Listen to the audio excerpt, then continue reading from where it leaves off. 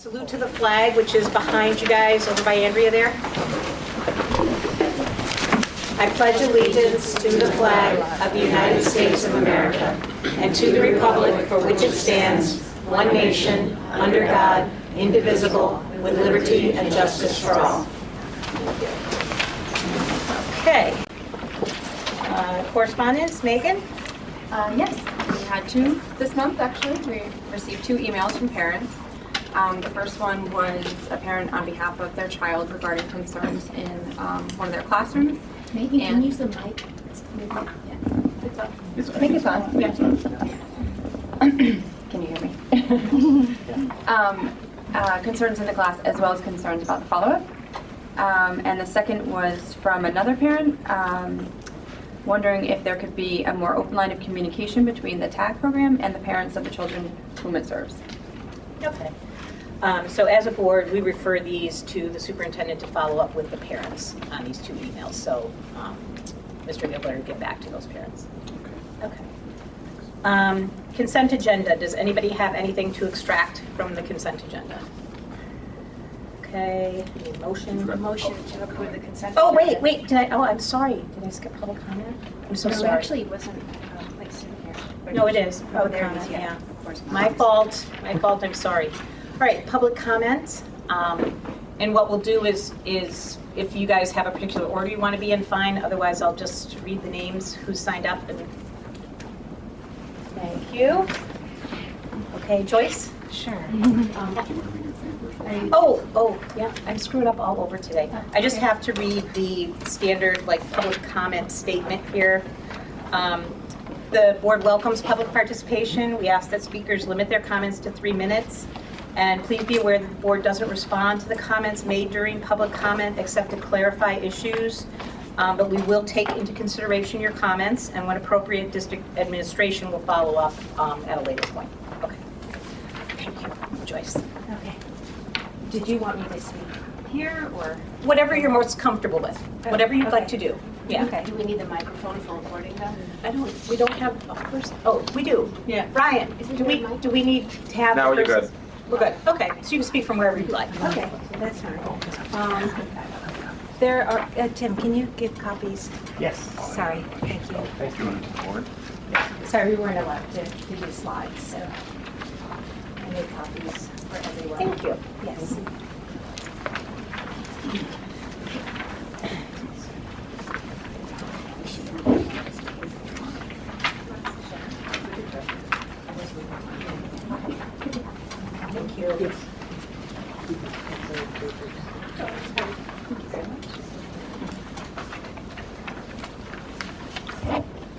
There are more chairs, or we can put some more out if people would like to sit. It's up to you. There's a couple in the back. Do we need a few more chairs, or what? Sure. Sorry, I probably took 3 right there, so someone can definitely. You got carried away. Okay. I'm Joyce Shavers. I just want to thank you for allowing me to speak tonight. Our goal tonight is to ask for a more appropriately challenging education for our children. And we came up with a standard that is easy to remember. It's the 3 R's, which is rigor, relevance, and relationships. And rigor is about the personal challenge that children need in order to develop the work habits that will serve them well when they are faced with challenges in the future. And rigor is related to the child's interests and ability level. And the child benefits from the peer relationships that the child has with other children who think like they do and who have similar interests.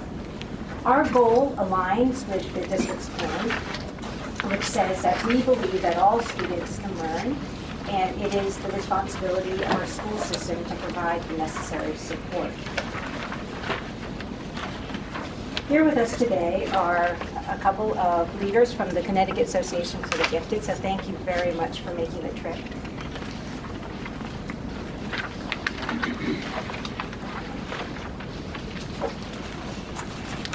We were inspired by the recent and successful Bethany effort, where they requested one full-time employee. And we did the petition because a lot of parents wanted to be here tonight, but couldn't make it for a lot of different reasons. And so we wanted to show that there is a lot of support for this issue. We have 81 signatures, that's 79 families, which is about 15% of the future families. Now there is wonderful enrichment that is going on right now. We have enrichment clusters, we have Genius Hour, we have Capstone, we have the after-school programs like Math Olympiad, we have poetry, we have robotics, and these are great. But what we are looking for is different from and complements these existing enrichment efforts. What we are looking for is the systematic identification of student ability levels. We're looking for instruction that is targeted to the student's level. And we are looking for advanced instruction every day during the school day when the kids are most productive. Now, there are a lot of great ideas out there. These are just some of them. These are not mutually exclusive. They can and should be combined, and all but the first one requires no additional funding. So other than the one FTE, it'd be a great idea just to convene a forum with all the key stakeholders so that we could share our perspectives, we could brainstorm together. And in fact, the committee probably makes more sense so that we have a timeline and deliverables. There's also the cluster group model and variations of it, which one of the CAG leaders will speak more about. And then there's the academy. And the academy works like MAG in a sense that you devote one class per grade level to the program. And this is not about tag. So you could have any child, even underperforming children, who could opt in, as long as they're willing to do the hard work and they're willing to be challenged and they have parents that want to be engaged. So, some of you are familiar with First Lego Week. FLL is kind of like a microcosm of the academy. So you have families that choose to participate in this really intensive learning experience. They work really hard, they learn a ton, and it's really rewarding. They spend time with kids who are similarly situated, who really want to learn.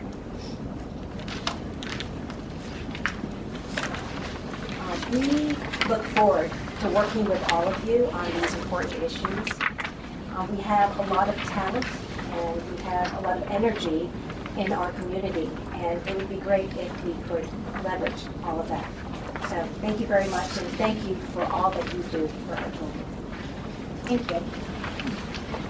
Okay, Todd?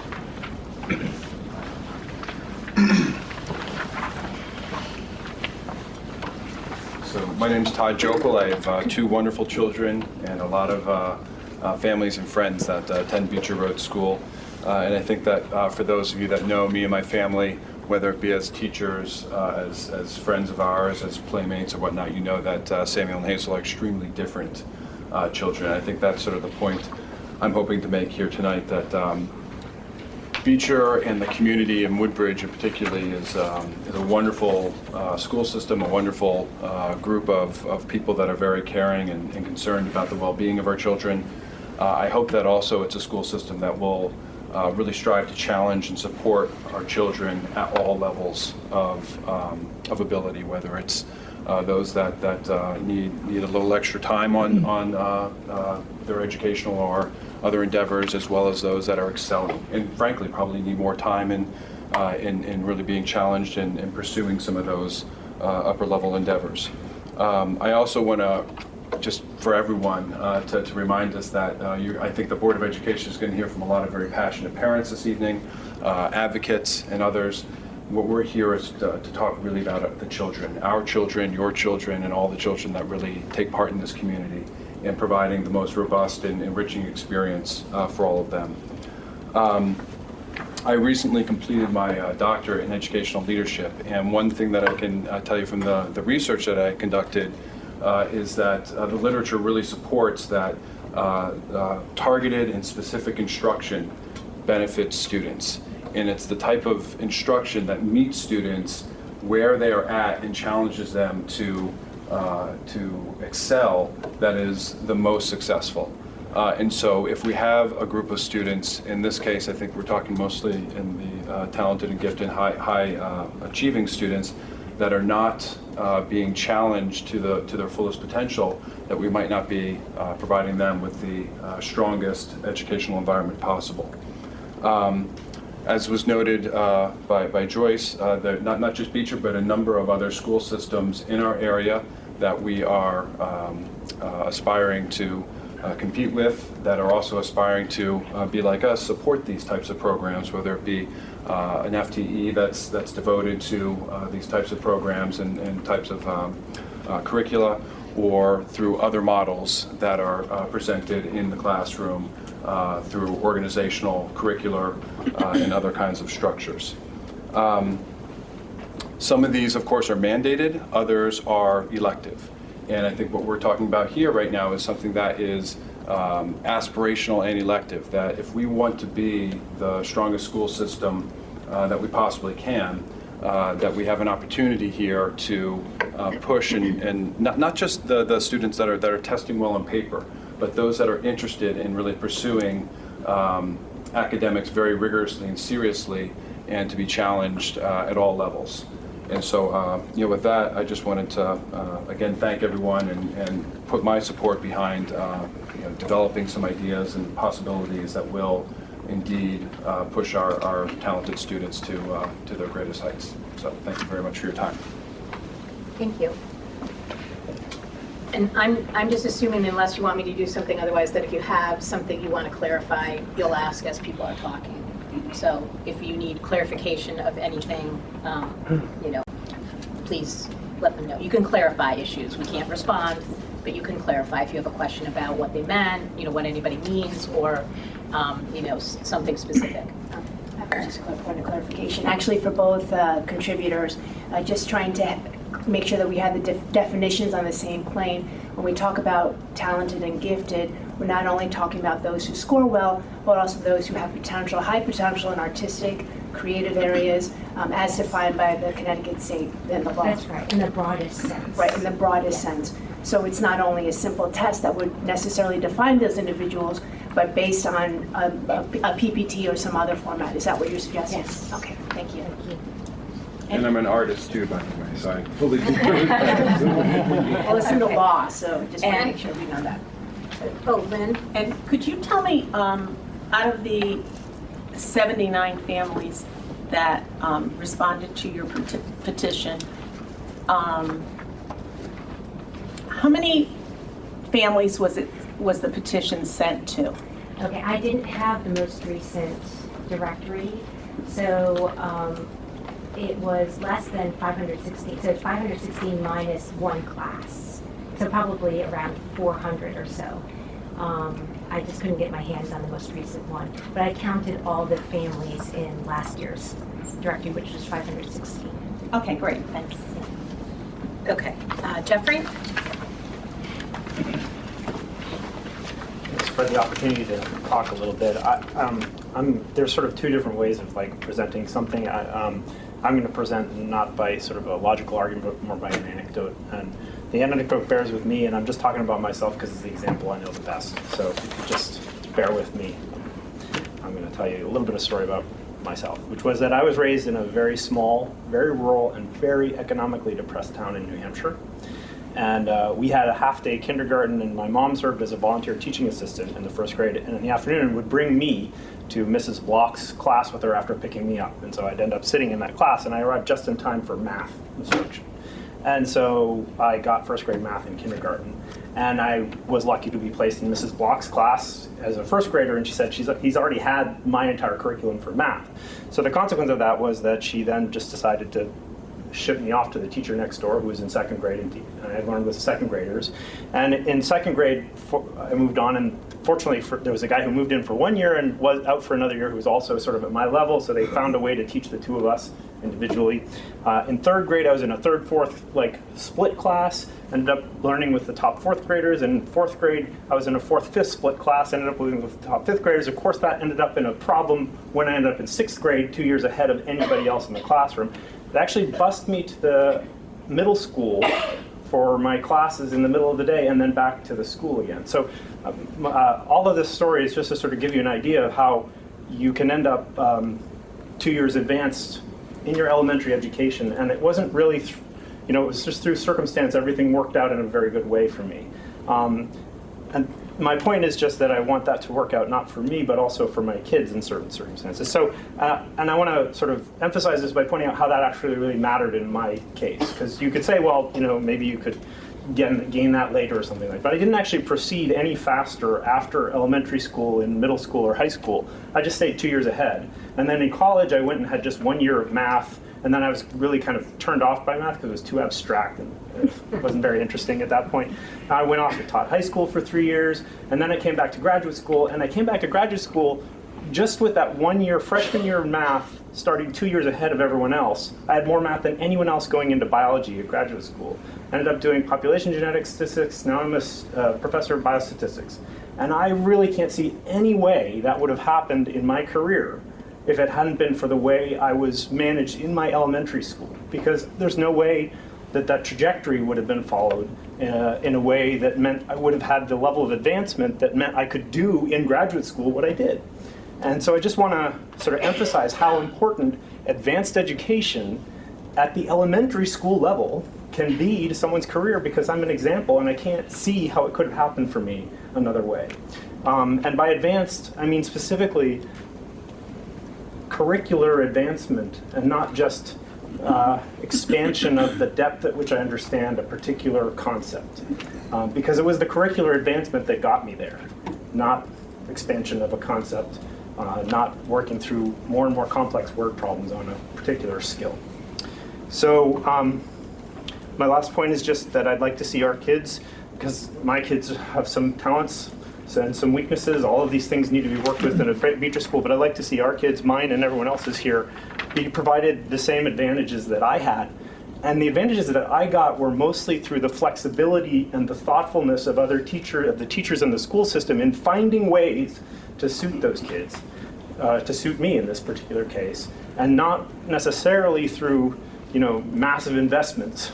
But the key is to have the thought and take the time to really look at every kid and say, how can we suit them within the system that we have, and to make the effort to do that. We don't want to be, it shouldn't be dodging a bullet to not have a student, who's advanced at too high a level for us to teach in the system we have. We want to try to find those students and actually find ways to teach them at their higher levels. And I think that's probably all the time I have. Thank you. A point of clarification, even though it's an anecdotal story, I appreciate that, and you may not recall, but I wanted to underscore and make sure I heard you correctly that you were bused. I was actually bused. Bused by the school. There was a vocational technical bus for a vocational, because there was a vocational technical program. Sure. And they found a way to schedule it so I would leave and I would be bused to the middle school and then back. So it didn't involve them investing in a new bus in this case, because there was one running, fortunately, at the times that were necessary. I mean, and I'll comment that, one disadvantage of that setup was that I had to travel back and forth, and so there was some missed educational time because of that. But, the way it ended up working out with the way the schedule was, it meant I missed 10 or 15 minutes of social studies. It didn't have any bad consequences for me. Frankly. It was sort of like a special education bus component. It wasn't special education. No, it may have been. So I don't know. I mean, I was It's sixth okay, grade it's at the time, okay. but I would say that That's by the bus was clarification. Yeah, already that's in I think, operation, which so is that relevant. they found a way to do it. Right, I appreciate that, thank you. Okay. Tim? Yes. Thank you. I'm Tim Shavers. I'd like to share the story of our son, Xander. So the story is in some ways unique, but I think in it you'll hear themes that are shared among a lot of Beecher families, and that's why we saw 80 of us sign the petition, and that's why so many of us are here tonight. So our son Xander, he's a happy third grader at Beecher. He's been here, it's his 4th year at Beecher. I'll say, first of all, he's happy, he's comfortable, he feels like he belongs. It's wonderful. And I just want to say that's a testament to, that doesn't happen by itself. That's a testament to all of you and the good work you do. So thank you. for that. It counts for a lot. Our son is gifted at math. He's not gifted at everything, but he is gifted at math. And we know this because of his, in the process of getting an ADHD diagnosis, we had IQ tests administered a couple of times by developmental psychologists, and it turned out we had no idea that he was at the 99th percentile for spatial reasoning, which is obviously highly correlated with math ability. And then more recently, the Johns Hopkins Center for Talented Youth, he took that test because we wanted to take advantage of what they offer. And according to that exam, which is sort of regarded as a very high standard in the field, as I think you all know, he's 2 grade levels ahead, at least, in math. So he's very talented in math. So the thing about Xander in his 4 years, he's been very happy at Beecher. He's learned a lot of different things. I'm sorry to say he hasn't actually learned much math. And I think the reason is simple. The math he's given is generally math content that he mastered a long time ago. So we end up trying our best to develop his math talent at home. If we can catch a few minutes before we rush him out of the door in the morning, we'll do that. Or if he's not too tired at night, which, we'll try to do a little bit at night. But he would be able to do so much more and go so much further if he were able to get instruction at his level during the school day when he's at his most productive. And really I think that's an aspiration that all of us would love to have for every child at Beecher, is that we could find a way to work together to more systematically identify every child's talent and find a way to teach to that level so that we can really cultivate those talents within the 4 walls of Beecher. So thank you for considering our request. Okay. Bonnie.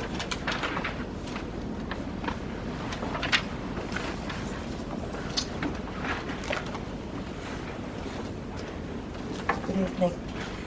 Superintendent Gilbert, Board I'm sorry. Chair. I'm sorry. Nancy just asked if you could just say your full name.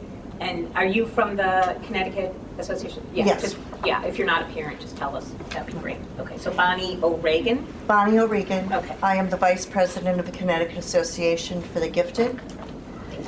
And my day job is I am the facilitator for the Advanced Learning Program in Greenwich, Connecticut. Our mission of the Connecticut Association for the Gifted is to help support and advocate for all high potential students, so they are provided access and opportunities to an appropriate education by personnel trained to meet their cognitive, social, and emotional needs. The promise of an excellent public education is to equip every child with the knowledge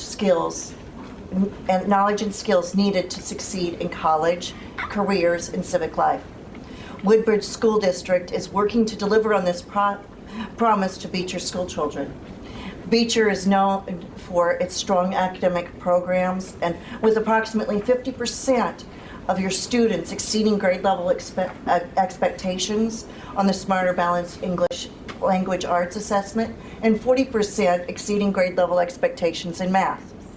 I especially applaud the strategic plan Goal 2 priority to establish a school-wide enrichment model that focuses on enrichment for all students and curriculum compacting for early mastery students. Carol Ann Tomlinson wrote, "What it takes to teach gifted learners well begins with the premise that each child should come to school to stretch and grow daily. It includes the expectation that measures of progress and growth is competition with oneself rather than competition against others. It resides in the notion that educators understand key concepts, principles, and skills of subject domains and present those in ways that cause high-ability students to wonder and grasp and extend their reach, and envision schooling as an escalator on which students continually progress rather than a series of stairs with landings on which advanced learners consistently wait. Every school and district should have an expert in gifted education available to provide services and advise colleagues. But because gifted and talented students are often in the regular classroom, it is crucial that all teachers have a basic understanding of how to identify and work with gifted students. Unfortunately, most teachers do not receive any training in the needs of high ability students or gifted education practices. As you move ahead with the work within your strategic plan to help current top performers continue to grow, please know the Connecticut Association for the Gifted is here to assist in any way that you need. I would like to end with this excerpt from a poem that I have hanging on my office wall. Gifted learners are not test scores. They are not perfect. They are not easier to teach. They are kids with different learning needs, not because they're privileged, elite, or want better, but because they want the one thing that every kid and every school in the world deserves: to learn and grow. Thank you. Okay, Katie Agustin? Yes. Did I say that right? Okay. Good. Got that.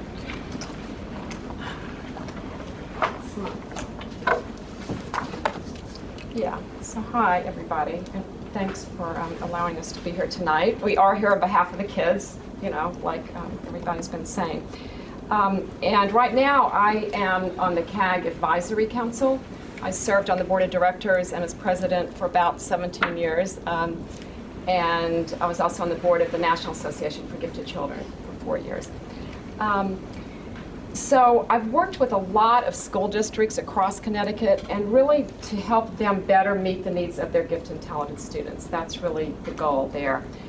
And you know, although each one of them was different in the way they approached it and what their needs were, what their school and everything, they did have some commonalities. So I just want to touch on those. And you know, you guys are definitely on the right track as far as that goes. You know, we did read your strategic plan, and the goals and the priorities are, you know, right there on target. So we really, you know, along with Bonnie, we want to commend y'all for all the work you've done so far. So in terms of key elements, the first thing is really what we've been talking about, which is to have that curriculum that is really advanced enough for your high ability learners, those ones who are above the grade level standards that you just heard about. That's impressive. Half your population is there. So, you know, you're talking about the curriculum compacting. That's excellent, that's a priority, because research does show that, you know, 50% of gifted and talented students start the year, 50%, all gifted and talented students start the year knowing more than 50% of what they're about to learn. So the curriculum compacting is really, really important. The depth and the complexity in the curriculum is also a key element that needs to be there. And there's a lot of research that shows that. And as Joyce said, if they're not challenged in the elementary school, then they don't learn how to fail. They don't learn how, they think that everything's going to be easy throughout their career. And this happened to my son, who is a college graduate now. But I tell you what, it was not easy getting him through school. And just as a quick anecdote, he was accelerated in math. We live in Westport. He started there in kindergarten. You know, I didn't know anything as a kindergarten parent. You know, I basically taught myself from ground up.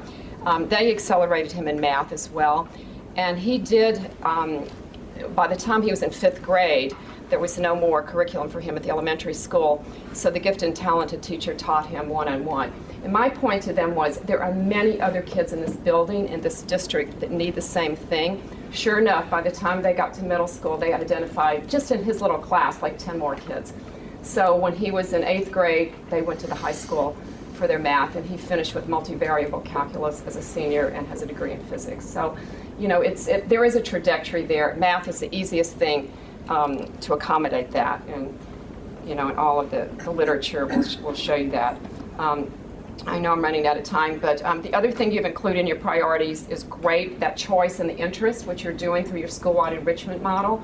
You know, that's great. You've started that already. It's going to hopefully continue, you know, but it's really necessary, those elements, but it's not the only thing. So that was one point that we did want to get across. The third thing that's really necessary for these gifted kids is that they spend quality time together with their intellectual peers in whatever fashion that can be. Now, if you don't have your full-time gifted employee, you know, who can make that arrangement, either pull out or a gifted classroom, there's other models. You know, we touched on the cluster grouping model. I don't have time to get into that tonight, Joyce, but you know, any of this stuff, you guys, we are able, willing, and ready to come back to talk to you guys in depth, whatever you need. We're really here to serve you. We're not here to push anything, to demand anything. We're really advocates for the kids, but we're on your side too. We really want to help you, and we can do it in a low-cost, no-cost way. We can do community events where you get all of, you know, not just the parents who are sitting here tonight, but the rest of the community, your teachers. You know, the key thing is to get the teachers, the parents, the administrators, all in the same room at the same time. That's really what we're about. Everything parents need to know, teachers need to know. Everything teachers need to know, parents need to know. So that's what we're all about. We're in this together. And of course, I don't remember everything else I was going to say, but I might be out of time. But that's really the crux of it. And we do have programs for kids y'all may be aware of. We also developed this thing a few years ago. It's called A Parent's Guide to Gifted Education, what it means to have a gifted child. That stemmed from a guide we did for teachers, which was a little bit smaller. So I have one of these for all of y'all tonight to take with you. I don't have one for all the parents, but they're available on our website for $15 or at our events for $10. But I'd like to give one to each of you guys, if that's okay. Thank you. Okay, you're welcome. So should I just... Clarification. Yeah, can I get a clarification? Thank you so much for that. You said choice enrichment. Just want to make sure, because we're doing that as a student body, as opposed to the targeted 5 or 10%. Oh, yeah. So how would you define enrichment versus, does that also, can you just further expound on that? You know, the way it works, the Schoolwide Enrichment model is for all kids, and we believe that it is beneficial for all kids.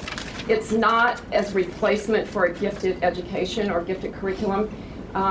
Perhaps the teachers that are trained can, you know, up the level of the challenge or the engagement, you know, so it's not just something that they could get anywhere, you know, so I think there's levels of it. And you know, Bob and I talked or emailed, I guess, last year about maybe having some of your teachers go to Confertute at the University of Connecticut, and that is the place, you know, for enrichment, for compacting, for you name it.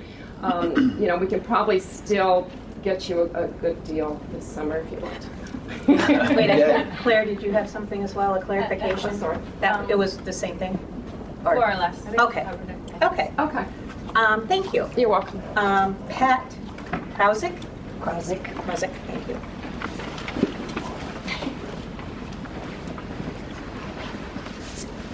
Good evening.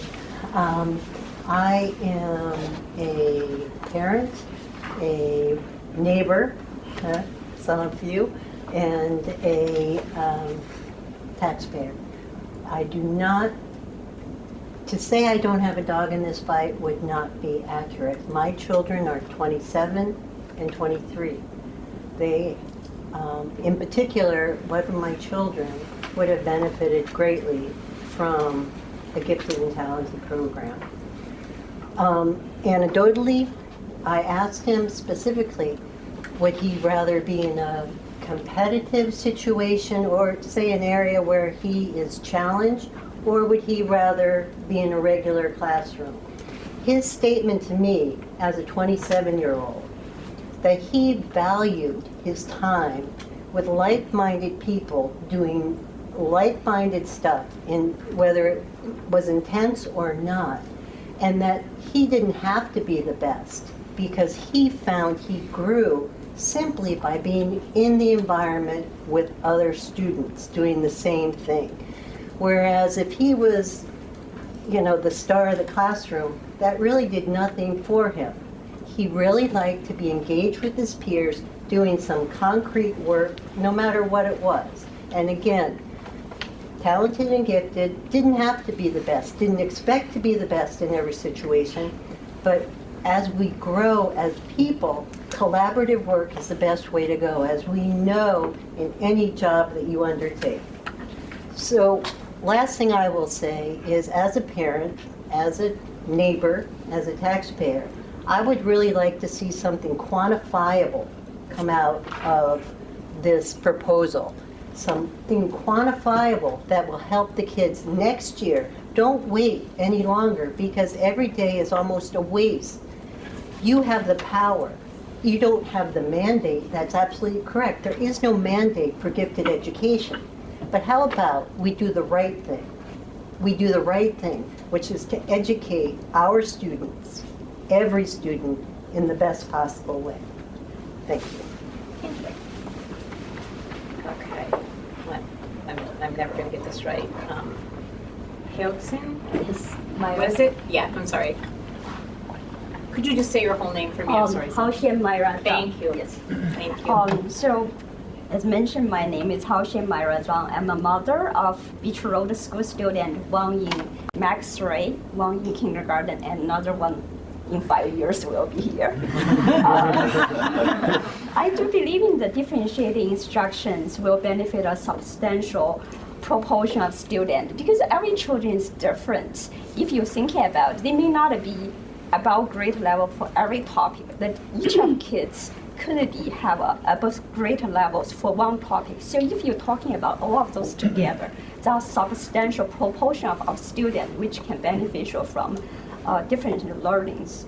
Both of my kids currently in school have sometimes complain to me before that they feel on one certain topic, they did not learn much. The reason is they already know that topic before it's being taught. And for all of the teachers I have been engaged with, they are all dedicated teachers. They have my utmost respecting for that.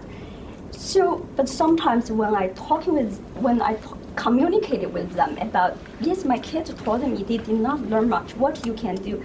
They are more restricting by the system because sometimes for the drills, like they already know what to do, but I think the school require something have to be done, like in math, when they already have 94%, like one of my older kids have 94% passed in the kindergarten, October. And I think the only question he missed, teacher told me is, explain why 8 is bigger than 5. He told me he did not answer that right. It's because he told me, my kid told me, 8 is number. 8 is more than 5, not bigger than 5. He feels the question itself is wrong. So, but I think it makes much sense. But per the current systems, the kids have to be drilled on those questions. So it's not quite helpful for them to grow to their potential. On the other side, I can see my older kids moving to the math.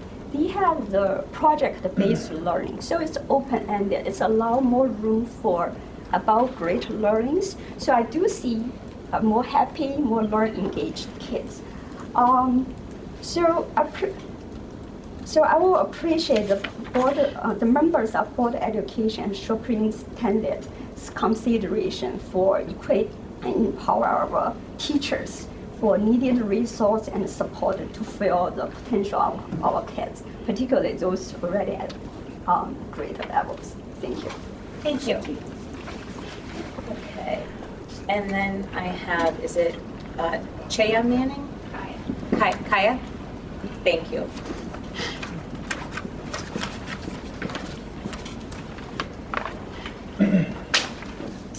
Good evening. Thank you for giving me the opportunity to come talk to you. So, by way of background, I'm relatively new to Woodbridge. We moved here about 2 years ago, and we moved in part for this school because you have such a great reputation.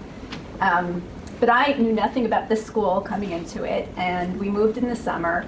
I want to talk to you. I don't know what's best for all kids, but I just want to give you the story of what happened with my older son, Daniel, who is entering 5th grade. So Daniel is very bright, he excels in math, but he also has a learning disability. He works very slowly. And before school started, I had reached out to the Office of Special Services to talk to them in part about him, to just make sure that I was setting him up for success as much as possible and he got the support he needed. Before school started, there was no mention of having him tested for being gifted at all. I didn't even know that this was a possibility. Okay, so school started, he entered 5th grade, he had a great teacher, he was happy there, and we came to parent-teacher conferences, and I came to realize that everything that was being covered in his class up until that point, he had covered last year, he had covered the previous year. So I was dealing with sort of a double whammy of we were switching schools, curriculum was changing, and I had a child who was very bright in math. The teacher was doing her best. She realized that he'd already learned everything she was teaching, and she was trying to give him extra activities during math, but she had a class full of other children. She couldn't teach just to him what he needed. And we had a PPT, and at that point, the school psychologist recommended that we could have him tested for being talented and gifted. I said, great, we signed the paperwork. And I was told that basically what that meant at Beecher Road was that he could go to another, it was an extracurricular activity where he would do, I think the example I was given was that it would be, they were working on a game that was enriching their math. He was very excited. He actually wanted to do that. We came to the I never heard anything about it again. We came to the parent-teacher conferences in April, and I asked the teacher what happened with the testing, and she told me that she thought he had been tested but had not scored high enough to place into the talented and gifted program, which I was very surprised by. So after that meeting, I reached out to the school psychologist to ask about the testing conditions and what had happened. And she replied to me that he was never tested, that he was never put on the list, but that she would pull him out of class and test him individually, which she did over the next month. Eventually, I got the scores back. It took about a month, and he tested very high. She said he tested very high, even for kids who were talented and gifted, but that no decision could be made at that point. It had to be made by a committee, which was fine. We ended the school year, and I never heard anything back about it. And by the end of the school year, my son had learned nothing new in math, right? He had learned everything already the previous year, and we were not given an option for anything else. So, I think what I take away from the anecdote with my son is that he really would have benefited from a separate class that taught math at an accelerated rate or just some other options. Thank you. Thank you. Okay. Zing, Do? 气学 Chi? No. QI, the last name XUE? Maybe somebody had to leave. Oh, so that was Steve. He had to do that. He's not here. He signed it wrong. Oh, yeah. He might have signed the wrong sheet. Oh, okay, okay, all right. And then Jordan Stillman, or Stillman George?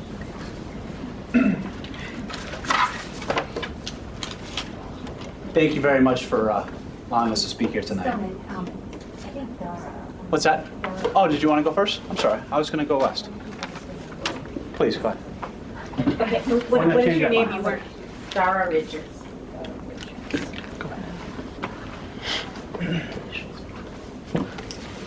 Hello, again, my name is Dara Richards. I moved to Woodbridge about 20 years ago because of the reputation of the school system. I didn't have a child at the time, but I moved here for the school system.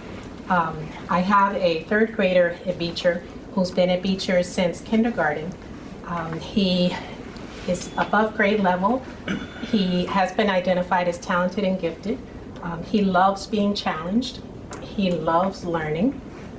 I learned pretty quickly, though, over the years at Beecher, that he wasn't receiving the learning, the education that I thought he was going to be receiving. Teachers at the beginning of the school year, first parent-teacher conference, each time would tell me that he'd already mastered the work they were planning to teach for the school year. I saw his classwork, his homework, and it was too easy for him.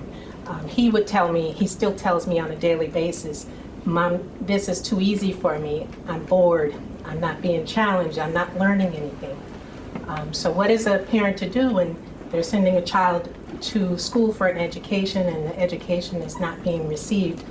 What is a parent to do when their love of learning is being challenged? What am I to do when the classroom communities are designed to support the education of everyone's children except my own and those of and other children like him? So I spend a lot of time and money trying to provide my child an education outside of school. In a sense, I start his education when he leaves Beecher School every day. I purchase workbooks for as many nights as possible. I have him do assignments at home. I take him to mathnasium for 1 to 2 hours a week for math instruction on his level.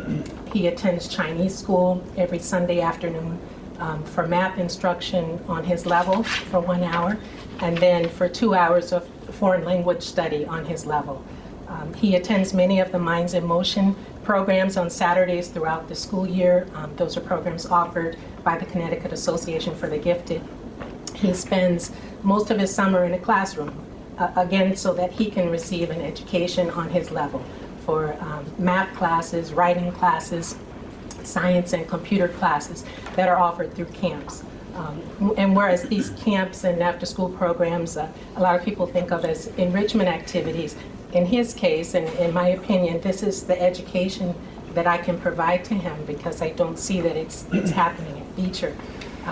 So again, you know, like many parents here, I moved to Woodbridge for the school system, and I know that you have the ability to help to provide targeted education on his level during the school day. Thank you for listening. Thank you. Okay. And your name? Earl Richards, Dara's husband. Okay. You said Earl, I'm sorry. Earl, yes.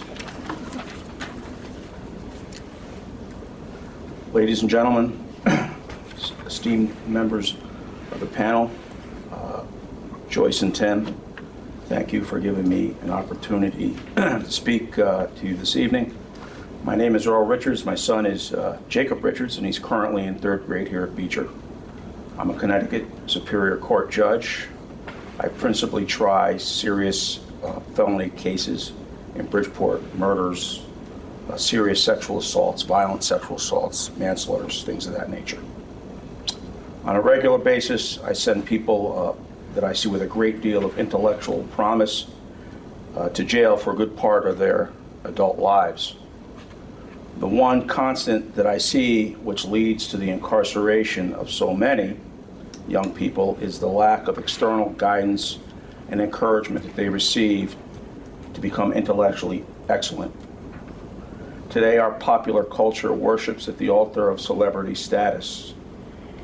We reward athletes handsomely for their performance, yet there is little societal emphasis placed on learning for learning's sake, and even less emphasis placed on high-level intellectual achievement. There is not enough being done today in our educational system to stimulate the young person's imagination to dream beyond the confines of their local environment. There is an increasing societal disconnect where more attention is placed on the marginal and the dysfunctional individual rather than the gifted one. To counteract this present state of affairs, I ask that we come together, parents, educators, and all other interested parties, forming a partnership of purpose dedicated to the reversal of this trend and to the advancement of those of our children identified as talented and gifted. To this end, I ask the panel to adopt the prudent suggestions and recommendations of Joyce Shavers. As an anecdote, to tell you a little bit about Jacob, he's very good, as my wife indicated, in math. He has a particular gift for language.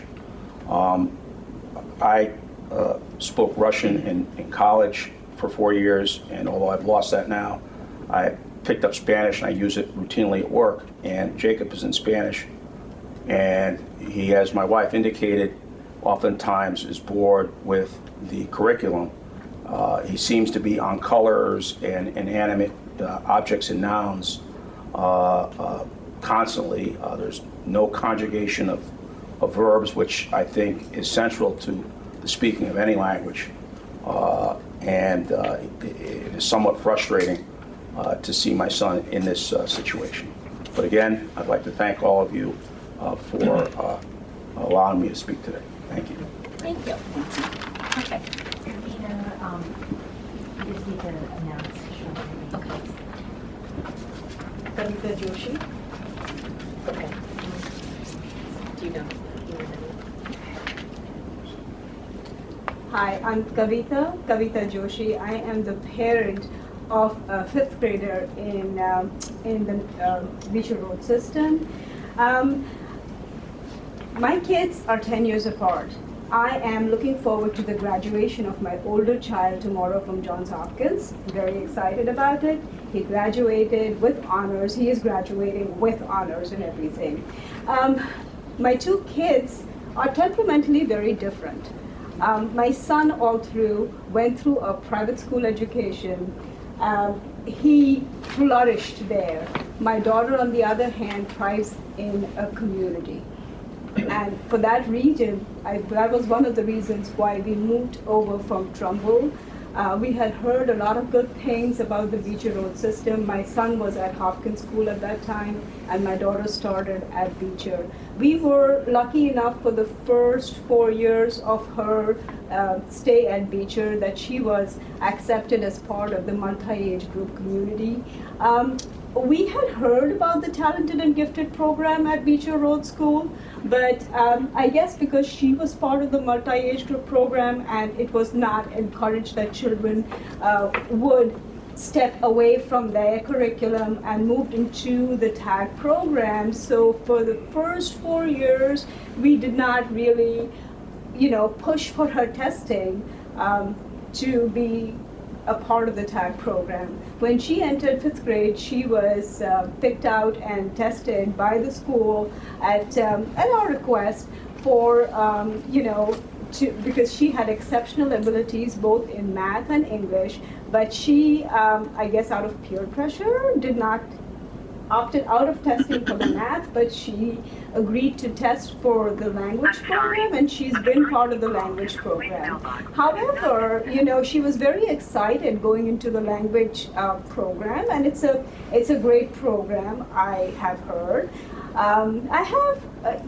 But I don't think, and I agree with everyone, that it's challenging enough, or it is different enough that a child would want to leave what's going on in the classroom and be part of a separate program. When I ask her, Anya, what do you do in the TAG or language program? She says, Mom, nothing much we don't do in our regular classroom, which is, the way I look at it, that's actually great. That means that we are offering something to everyone. But I look at it as every school, every good school has a good team, like in games. Like for example, in football, it's offered to a lot of people, but the good football players are spotted and then they are trained separately.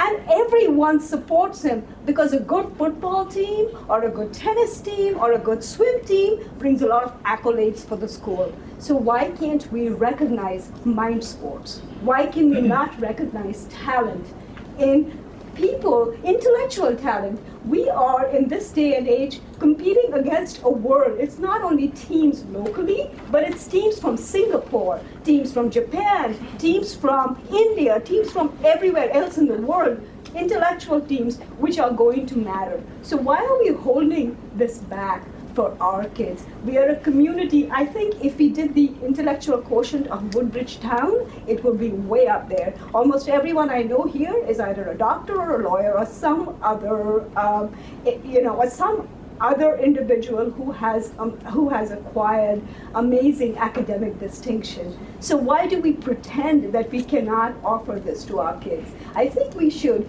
recognize our kids.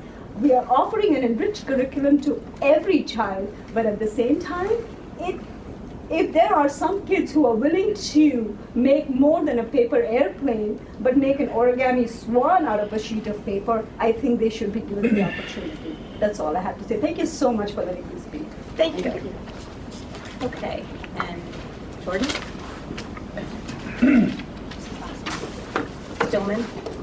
Stillman, either way. Go by Jordan, go Stillman's by your first name? Yes, ma'am. Oh, I'm sorry. That's all right. Stillman, That's Jordan. my entire life, no worries. Oh,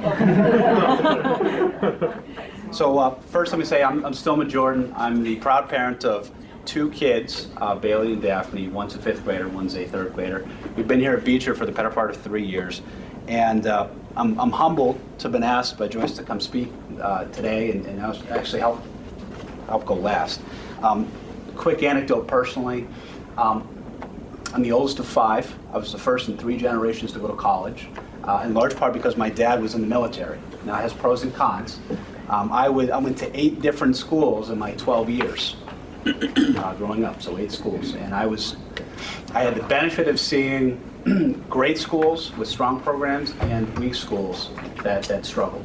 And I was the oldest of 5. I have some siblings that were successful and some that were less than successful. Myself, I was fortunate enough to get my master's degree in mechanical engineering, and I firmly believe that had a lot to do with strong, gifted, and talented programs throughout my life.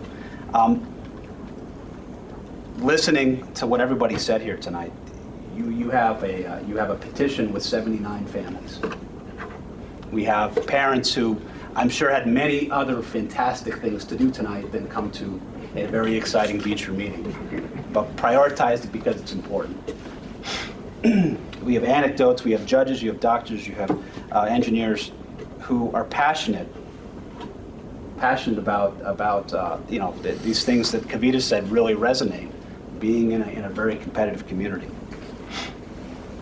I don't think what we're asking for is a huge ask. What we're asking for is a committee where we can have a conversation about things that matter, where we're not confined by one-sided 3-minute conversations. That's it. Where we explore low cost. You hear low cost, no cost. You have a lot of energy in this room. Where I feel humbled and honored to be part of a community where people really care about this. And I would love to see us take this energy and really do something special here. You know, we moved here specifically to Woodbridge because of the school and to be a part of this community. Parents are willing to put in the work. You know, as parents of kids that are thirsty for a larger challenge, it's our responsibility as parents to do everything we can to help them. You might ask why now, and for me, it's a personal thing. My daughter last year was in a 4th grade class. I don't want to name names, but she was very challenged, and you probably know which 4th grade teacher I'm talking about that really pushed my kid to the limits. And I'd seen her work harder and learn more in the 4th grade than she had in 2 other years. Really performed. And at the end of that 4th year, I've never seen her sad to the point of tears to be moving on from that teacher. Not only was she engaged and challenged, but she felt that she really took something away from that. I fast forward to this year, and she has a fantastic teacher, but these comments hopefully resonate with you as they resonate with me. The challenge just wasn't there. We went from, I'm not talking about just hours of homework, but just the engagement, the things that she was able to produce, and her sense of pride in those things. Going from the 4th grade to the 5th year was staggering. We feel the creation of this committee with parents, with teachers, hopefully anybody that wants to be involved, is a reasonable next step, and we look forward to hearing back from you what we think that is. Thank you. Thank you. Okay, and Joyce, was there anybody else who didn't get a chance to sign up? Everybody here got a chance to speak who wanted one? Okay, I think that's it. There is also public comment at the end of the meeting if you want to sign up for that. You can just use the other side of this sheet. Okay, so I'll put this back. Okay, so I'll go back to the consent agenda. There were no extractions, so if you could move to approve the consent agenda as presented. Second. Okay, any discussion? Oh, no discussion. All those in favor? Aye. Okay, thank you. PTO. Did I see PTO? Okay. All right, and you're up, Mr. Gilbert. Okay, thank you very much. And thank you to all of you who are here tonight, and thank you for sharing your passions and your ideas and your thoughts. I'm also going to ask the board chair if it's okay, when I complete my superintendent's report, it kind of flows into the principal's report just because there's some follow-up things, if that's okay. That's all right, we'll do that, and then we'll move on to the other parts of the agenda. Okay. Our announcements for this month. So board retreat, just board members, as you know, we're in the process of scheduling a summer board retreat with Bob Rader, the Executive Director of CABE, who will be serving as our facilitator. So please make sure to contact Marcia with your availability. We are going to get our ad hoc class size committee going. Our first meeting is scheduled for May 29th at 7:30 in the district office. Thank you to Margaret and Lynn who have volunteered to serve in this. And if we have one more board member who'd like to serve, please let us know. The CAPS, that's the Connecticut Association of Public School Superintendents. That award program has been done in past years. At our next board meeting, I'll be presenting the student awards to 5 grade 6 students. That'll happen on June 18th, the June 18th board meeting at 6:30 p.m. prior to the regular public session at 7. This award program is provided a regional forum for students that have their service and achievements acknowledged by superintendents across the state.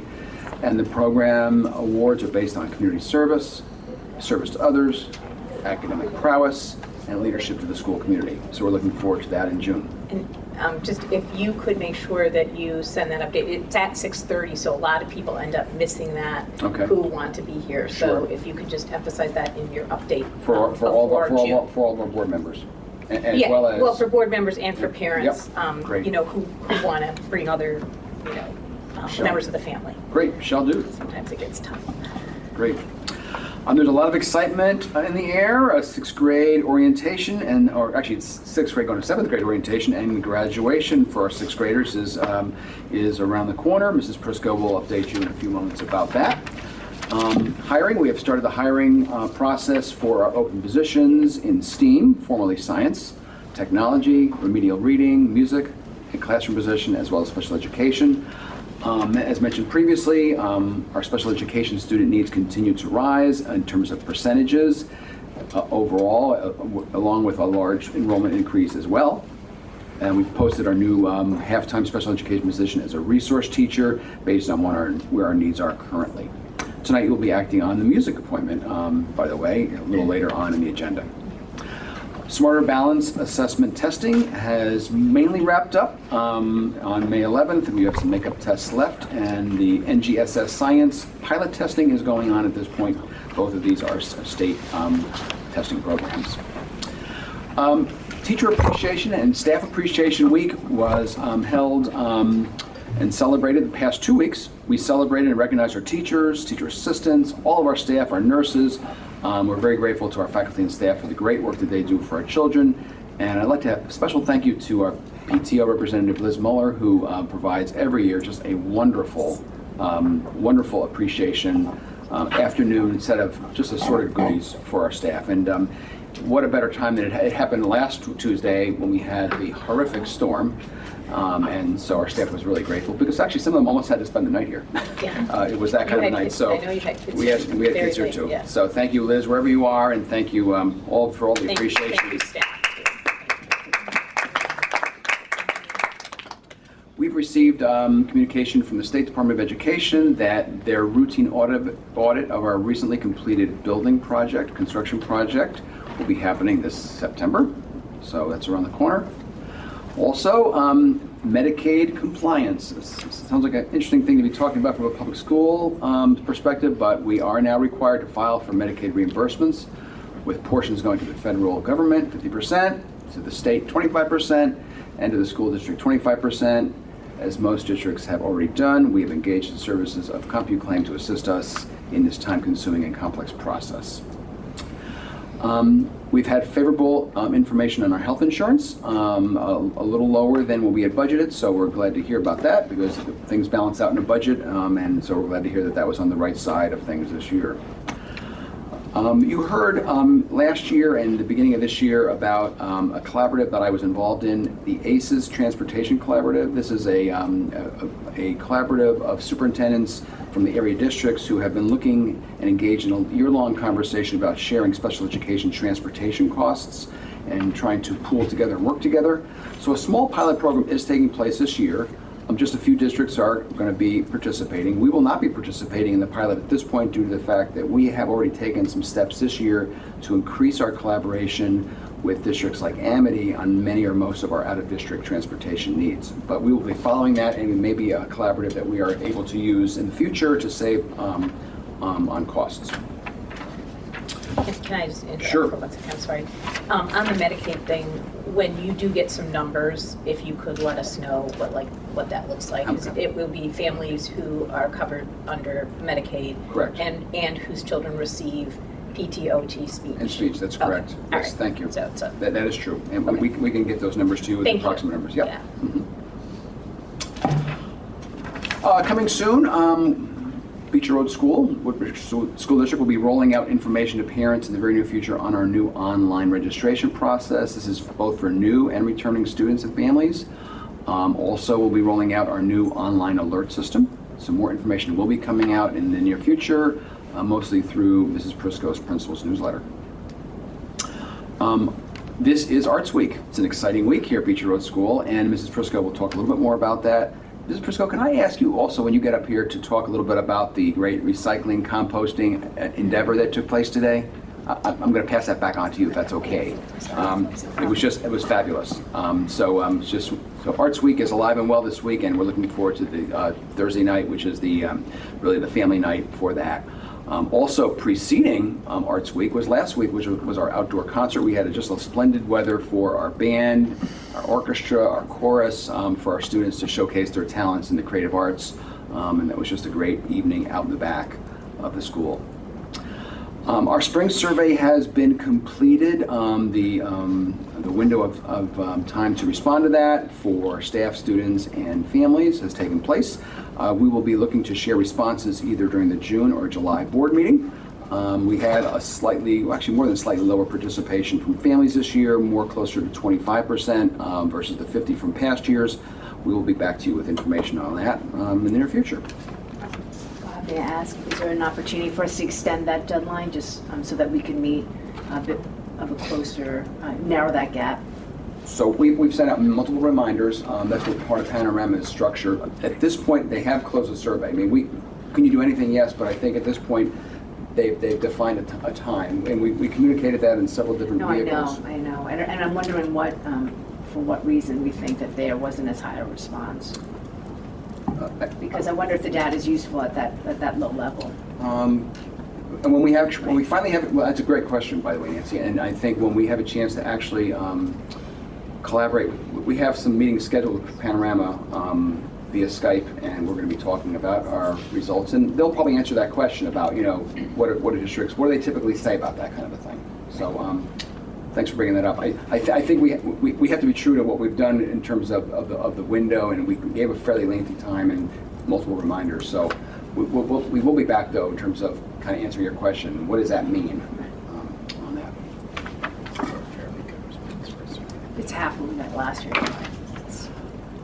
As you might remember, I inquired and applied to CABE, the Connecticut Association of Boards of Education, for us to participate in the Equity Toolkit program that they offered. They only offered it to 3 districts. They did inform us, unfortunately, that we would not be part of the project this year, but they did say, well, they hope to include us in a future year. So I'm going to hold them to that, and we'll see if we can have that happen. So we'll be interested to see how that plays out if they communicate out from the 3 districts that did participate. For those of you who had a chance on May 3rd and May 4th to come to the South Assembly Room, you saw the Extended Day Drama Club again, this time with a record 100 students involved in everybody's favorite tale, Beauty and the Beast. Acting, singing, and the choreography were superb. Costumes and set design were exquisite. I think we should really call it Broadway in Woodbridge, because that's really what it is. We're really proud of our children, and equally proud of our extended day program, which is really a one-of-a-kind program with a lot of people putting their time, effort, and sweat into that endeavor and many endeavors. So thank you, and congratulations to our thespians. Mrs. Prisco and I had an opportunity to go to the Minority Recruitment Fair over at ACES, where this was a few weeks ago. It was not very well attended, but we did meet some great candidates and who might be interested in opening and applying for our openings. We felt that this was a great opportunity, and it's something that we'll try to continue to do each and every year. I'm getting to the end. I've got a lot this time. Sorry about that. So a few weeks ago, Mrs. Prisco and I had an opportunity with Mr. Chase and Mrs. Echeverry to accompany a couple of our 6th graders, Gregory Hofstadter and Melissa, and I'm going to say Melissa's say her name for me. Fogelin. Thank you. To honor those two sixth graders for the Student Awards Ceremony sponsored by the SCASA, that's the Southern Connecticut Association of Superintendents in this area. These students really exemplify all of our students in the sixth grade and all of the students at Beecher who demonstrate on a daily basis a set of core values that serve as a model for other students. We are very proud of Gregory and Melissa, but certainly proud of all of our students. I recently had an opportunity, very proudly, to attend the annual Human Services Volunteer Tea. And our student council advisors, Mrs. Nacuzzi, Mrs. Higney, Ms. Green, and Ms. Whitmire were all thanked and recognized and honored, as well as Debbie Sokol for her work with our Social Action Committee as she chairs that. And so hats off to those 5 staff members who were acknowledged and honored. Kindergarten registration and orientation happened very recently. We had a very successful afternoon. We have the number of students is above 90 at this point who are registered for kindergarten. We're on track for what we expected for 6 classrooms. Parents were very ecstatic and very appreciative of what we were able to provide that afternoon to get them started into the swing of kindergarten in Beecher Road School. And my final announcement is about the PTO book swap. The annual PTO book swap took place this past week and as done in previous years. Many leftover books were there. We offered them to teachers for their classrooms, donated them to the Friends of the Woodbridge Library and the New Haven Reads program. Kudos to the organizers and members of the PTO who work hard to make a fun-filled learning opportunity and a community-building experience for our children. And that concludes my report, but I'd like to extend this now to Mrs. Prisco, who will follow up on a couple of things that I mentioned, unless you have any questions about my report. Anybody have any questions for Bob? Okay, thank you. Good evening, everybody. Thank you. So as Mr. Gilbert mentioned, we are in the midst of Arts Week, hence the spectrum, any color I could possibly find to make sure I got all the colors in. But we are having family night this Thursday evening. There will be many activities and events for you to participate in. One school-wide event, kind of building our school community, was a school-wide photo today. So the theme is gardens, and with the help of some of our students in TAG and with Ms. Malone and Ms. Krawick, a design was made of a flower where each grade level represented a petal, and it was laid out on the south field, and then an aerial photo was taken of the entire school community today. Teachers, students, office staff, custodial, anybody that was in the building came on out. So that was exciting. There hasn't been a school photo taken like that in a number of years since the peace sign, which was before me. So at least 6 years. So that is part of our, kind of building our community today. So it was great. And our Community Diversity Committee, the members volunteered to, in conjunction with Arts Week and with the theme of gardens, when you enter the north entrance, you will see a bulletin board about where your roots, it's a giant map, where your roots are. So just that little play on words. So please make sure you visit that. We aren't putting the push pins out until that actual night. So please visit that board and let us know where you're from. There will be a reception in the rotunda that evening. We thank you to all in advance for anybody who donates and the PTO and all of that for sponsoring that. It is a wonderful event. There will be some live performances and music there, as well as many events across the school. So keep an eye out. There's a schedule posted so you can go and visit what you would like.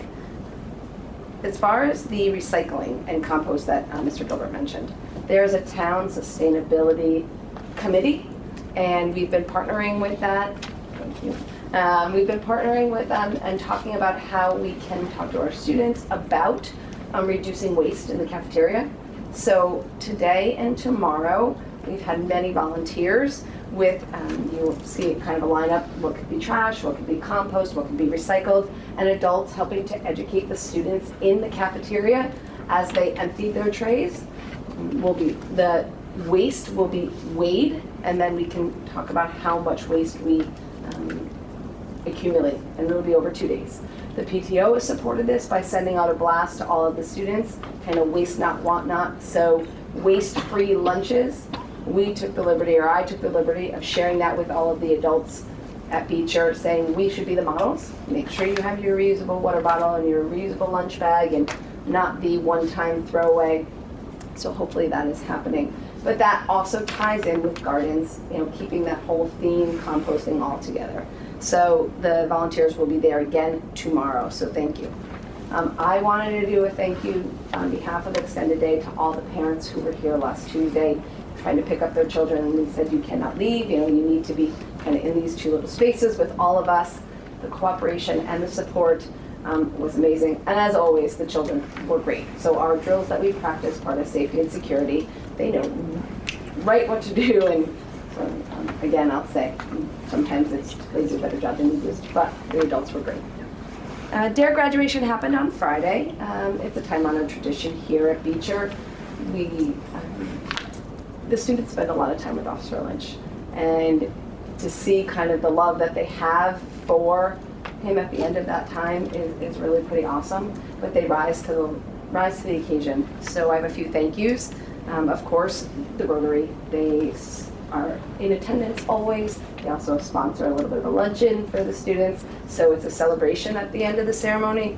The Woodbridge Police Department, and of course, Officer Lynch for continuing this work with our children. Field Day, you heard Field Day and orientation for our 6th graders. Just a thank you to all of the folks in Bethany who got the school ready for us to be on the field tomorrow. The weather looks great. Our students are excited. Our physical education and health team have really worked with the 6th grade teachers to prepare groups so that there can be a nice merger between the Bethany students and the Beecher Road students, so that it's the first day for them to kind of start maybe forming some new friendships. It's great, they may have each other on teams that are between the two towns, but to be in the school setting and to start saying maybe you'll be in class together, I'll be on the same team. So it really is an awesome day. Notices have gone home. This is for 6th grade. Notices have gone home both in digital form, in hard copy. We sent an e-blast. If you have not signed your permission slip, and I'm talking to our parents out there, if you haven't signed them, please make sure we get the permission slips back for Field Day and for the promotion ceremony on the last day of school, because there is a bus ride one way over to the high school. And that ceremony is at 11 o'clock. I've worked with Dr. Dellinger because the middle school has had to change their ceremony. So we're back a little bit. So we're at 11 so that parents who happen to have children in 6th grade and 8th grade can get to both.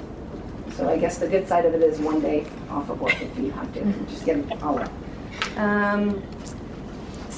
I'll just mention that STEAM Day is coming up for our 5th graders. Again, this is about the 3rd or 4th year that our 5th graders have gone over and to the high school and had an opportunity to listen to the high school students. It's an awesome day for our kids, and our 5th grade teachers go, as well as some of our support staff. Ms. Krauig, Ms. Sell, Dr. Strebinger all attend. If you are a 6th grade parent, I left this part out, tickets will be coming home soon for you. So I know that's always a big, Ms. Lucas always gets the calls, how many tickets are we getting? So tickets will be coming home soon. There's usually about 5 per family.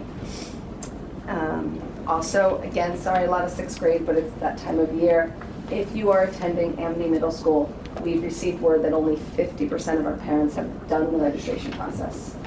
I've put it in my message, we've sent it out to parents. Please make sure you've done that for Amity. Mr. Gilbert mentioned our concert. We couldn't have asked for a more beautiful night, and thank you to Ms. Lemke and Mr. Lutch. It was the choral department, or the choir, as well as all the various instrumental groups, just were amazing. 2 concerts, one day, all the school during the day, and then again at night. So it's a lot for the kids, but they did a great job. So there are many celebrations at this time of year. We did a writing celebration, parent-student book clubs. I ask all parents to please be mindful of the food that is coming in, especially if you have a class where there are some allergies. So I know that information comes out to you. Just if you've forgotten and you're not sure, certainly just reach out to the teachers, and they can guide you in that.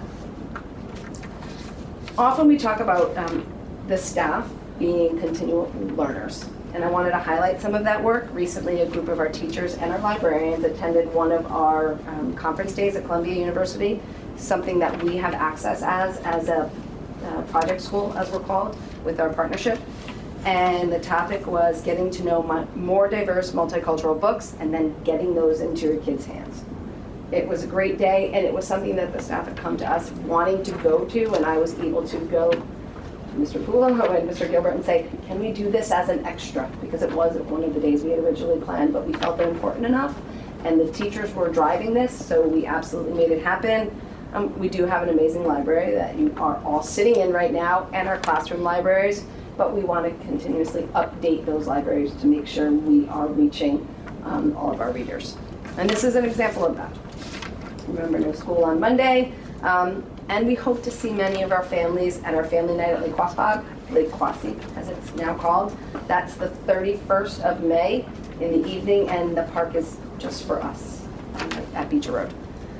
I just want to echo one thing. One of my favorite things here is the book swap. And so thank you and kudos to all of the folks who organized it. It is a huge undertaking, but it is an awesome day or awesome week because it goes for several days. So thank you. Questions for me? That was a lot tonight. I'm actually very well done. Anybody? Questions? Thanks. Okay. Thank you, Gina.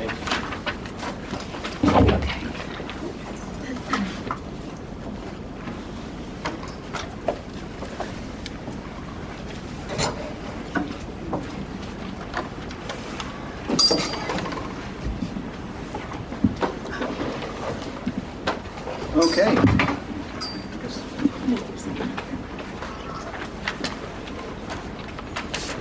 Board Chair, is it okay if I go ahead and start? Pardon? I'm sorry. It's okay to start? Or? It is okay to start. Okay. So I'm going to ask members of the administrative team to come up here as well because they'll be sharing some of the information on some of the slides as we move forward. This is a great opportunity. I'm really excited about sharing with all of you here in this room, as well as those who are at home watching this at a future time, about the progress that's been made on our strategic plan. This is going to be a high-level summary with a little bit of detail here and there. The last major update we gave you was in November. I just want to kind of rewind the videotape a little bit. This development plan, this strategic development plan, its origin came out of my entry plan when I came here on July 1st, 2016, setting forth an entry plan to get to know the district, to get to know those stakeholders, to get to know everybody from the students, to the parents, to the staff, to the community, to leaders in the community. Multiple meetings with staff, multiple meetings and opportunities for parents to come, meeting people on the town green during the summer and getting perspectives there as well. So the origin of this plan is hearing the voices of all the stakeholders a couple of years ago wanting to see where have we been and where do we want to go. And so this was all developed around those conversations and the joining together of the ideas and the commonalities of that. There's exciting work going on here. It's stuff that's all good for kids. It's our blueprint moving forward. And again, as I remind the board and I remind myself and I remind all of us that what goes on in this plan is work beyond the regular work that teachers do each and every day. Teaching is a tough job. It's a demanding job. There's high expectations in our town, which is a good thing. And so it's hard work. And so all the things that are going on here in these initiatives is above and beyond the regular work, the regular demands that go on. So just to keep that in mind, because it's amazing to me what's actually happened in 16 short months. We started this plan, it was rolled out in September of 2017 at a board meeting, just like right here. And 16 months later, here we are, and it's amazing to see what our staff and our faculty has done together. There's been a tremendous investment of time by our teachers and staff and administration. Information has been provided along the way a little bit. It's been provided during in my parent updates periodically, in board updates a few different times over the last year and a half. And again, it's a pleasure to bring some of the high level here. So I'm going to try to move through this in a way that at least hits the highlights. These are some slides you've already seen. Our mission and vision and beliefs have been firmly crafted in a very strategic and a very thoughtful way, which guides everything we do. We have 5 goals for continuous improvement that are in this plan, that guide this plan. Rigorous 21st century standards and expectations, a student-centered personalized learning environment, professional learning for everyone, celebrating diversity and community, and maximizing efficiencies of systems and resources in our school and district. This first goal of promoting rigorous 21st century academics and skills and expectations is firmly revolving around 2 different areas: the vision and mission that we put forward, as well as curriculum development. Vision and mission, we spent a lot of time last year assembling our stakeholder committee, creating and endorsing by this board the final revisions to a new vision and mission for Beecher Road School and Woodbridge, as well as beliefs. During the past year, we have made it visible through signage, through modeling, and through student ownership. And our next steps are to continue that, to deepen that for our kids, so our kids really know what's driving what we're doing, and also to make the mission and vision visible in our school through our beautification committee and how we continue to beautify our school environment. The second part of that first goal, and again, here's the vision and mission. You'll see on the right-hand side the posters that we have in every classroom, the vision and mission in big letters. The second main part of where we're moving in this first goal is around curriculum development. We've accomplished defining our curriculum teams, who's going to be developing the curriculum, formalizing the templates, and then we're moving forward. You've seen the templates in our curriculum committee meetings. You also know that all of this work goes on without a curriculum director in this district, which is unusual for any district. We've used our leadership team, our administrators, some of our teacher leaders, and some special consultants from ACES to help us with this. Well, we continue to move forward. Our math is moving forward. You can see where we are, what we've completed, where we're just about to complete some more things in the next month, where we're moving forward into the summer, into next year. Science, the same thing. We've completed grade levels. We'll be completing them this summer. That's right on target in terms of how we also move forward with future grades. Social studies has been the one area that we continue to struggle to find the time, as well as the structure and the resources to do that time-wise. Our goal is to initiate that this summer, and we still need to make plans for that. That has been the area that we are still moving and trying to move forward. One of the things that the board has asked about is, so when we get done with a lot of these pieces of curriculum, how do we continue to look at this and what's the cycle? So you can see a basic cycle of what we'll be looking at as we move forward in future years, as we can finish up curriculum and then have a systematic way of reviewing it on a 5-year cycle, which is a standard way of looking at the curriculum that a school district develops. Bob, do you want questions at the end, or as I think that I might be helpful. I think if you could save your questions, if we can kind of move forward through this, and then we definitely want to answer those questions. Okay. Our second goal is around our student-centered personalized learning. A lot of this is around the Schoolwide Enrichment model. There's a second presentation today that will focus directly in on that model, but we definitely wanted to make sure that we address these slides in a way that kind of continues the story from the last time you've seen this. But I will say that in this slide, this shows our progress in the areas of how we're identifying students for talented and gifted, which is a requirement, how we're moving the enrichment clusters forward, and how we're looking at curriculum compacting. And you can see that during the course of 2017-18, this past school year, we've been working a lot in 3rd grade with enrichment clusters. We're making another follow-up visit to see a model program. And we've now also prepared for the cluster expansion. The students who are now doing that in 3rd grade who are excited and are finding the interests and the enjoyment and the 3 E's of engagement and enthusiasm and enjoyment, moving that forward to 4th grade. So the 4th grade team has had an opportunity to see our 3rd grades in action, and we're ready to move that forward into 4th grade. Curriculum compacting is an area that we're continuing to work on and will be part of our next steps next year. And in terms of our school-wide identification for talented and gifted, we are implementing a new process next year, which will be all students being assessed at a grade level instead of just strictly through recommendation, which has been the past. We'll be expanding the clusters, as you can see, for next year, and we'll also be continuing our professional learning and curriculum compacting. The transition to a school-wide enrichment model, again, we will have some more information on that in the next presentation.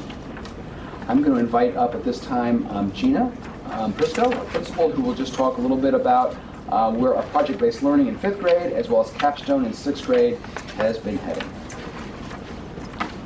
Next presentation. Nope. No. Thank you. So obviously I'm going to let you take a look at what's been up there, what is already up there, and maybe revisit some of the things that you see with some detail. So the accomplishments that we talked about last spring this was the team that we met with and said they were interested. We need to get some professional learning around this, which, as we've mentioned before, some off-site training as well as some reading and a visit to multi-age and take a look at, while we didn't want the exact same thing, we wanted to have an opportunity for students to do some particular interest. So we had an idea, and that was to have a broad topic, which I will say, kind of took from multi-age, a broad topic. And then as it began to evolve, the team of teachers felt like they wanted to individualize this a little bit more for students as they started talking with students. So there was a transformation and a revision from one broad topic where children could pick their interests underneath that broad topic to very individualized, what do you want to know more about? And then came the driving question. What is the one thing? And they did some work around what makes a driving question, what makes this important. So what had to go into that? We had some summer work for those teachers who came in and planned out what this might look like. They had the entire 5th grade have their open house as a community to start and then go off into the classrooms so that this could be introduced, the Genius Hour as they called it. And so there was choice, there was engagement. I will say, from a teacher perspective, it was a little bit difficult at times because some of the topics, the teachers aren't experts in everything. So they were reaching out to anybody and everyone that they could. I reached out to a few folks that I even know and said, can you help out here? And so the students had lots of opportunities, but we needed some work around, okay, let's look back at this, because as we're approaching our second round of Genius Hour, or we're in our second round of Genius Hour, what are some of the things that we could do better? And what are some of the areas where we needed a little more support? So one of the things that we are looking at to go forward is we looked at our language arts units of study, the reading and writing workshop, and felt that we needed to make some adjustments in the sequence of those to visit nonfiction a little earlier and do some work around text features. So because most of the information that the students were reading was nonfiction in order to become an expert at something. So some work around text features, how do you use different components of a nonfiction text, and then some work around taking notes when researching. So we needed to make some adjustments in and this was what we will do for next year, and so this is going forward. So we're blending the work of reading and writing workshop into Genius Hour. This is in no way going to be stagnant. I think this will be ever evolving as the needs of students change, as the interests change, as the teachers get better at doing this. This is new for them to have every child in the 5th grade doing something different. And maybe there'll be a time where we'll do this as partners if there are 2 people who want to work on something. But that's where we are right now for project-based learning. You want me to just keep going? Yep. Absolutely. So, Paul, can you go? There's some visual images of some students working. Do you need the other presentation? Nope, just the next slide. I don't have a clicker. Oh, I'm sorry. Oh, I'm sorry. Mr. Gilbert has I'm the clicker. I don't have the clicker. Sorry, Carl. There we go. Sorry. Okay. There we go. So, as we intended 5th grade to begin this first and implement, it was intended for this to be the planning year for 6th grade. And we're a little ahead. of where we intended. And the 6th grade team, had a site visit this past year. We've had some opportunities for 5th and 6th grade during some of our professional learning time to meet and talk about some of what were the things that are really working, what did you need to do differently, so some of the pitfalls.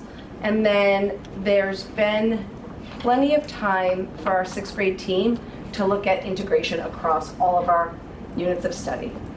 What this is meant to be is a culmination of all of what they have experienced through the language arts, and then some application into their own everyday life.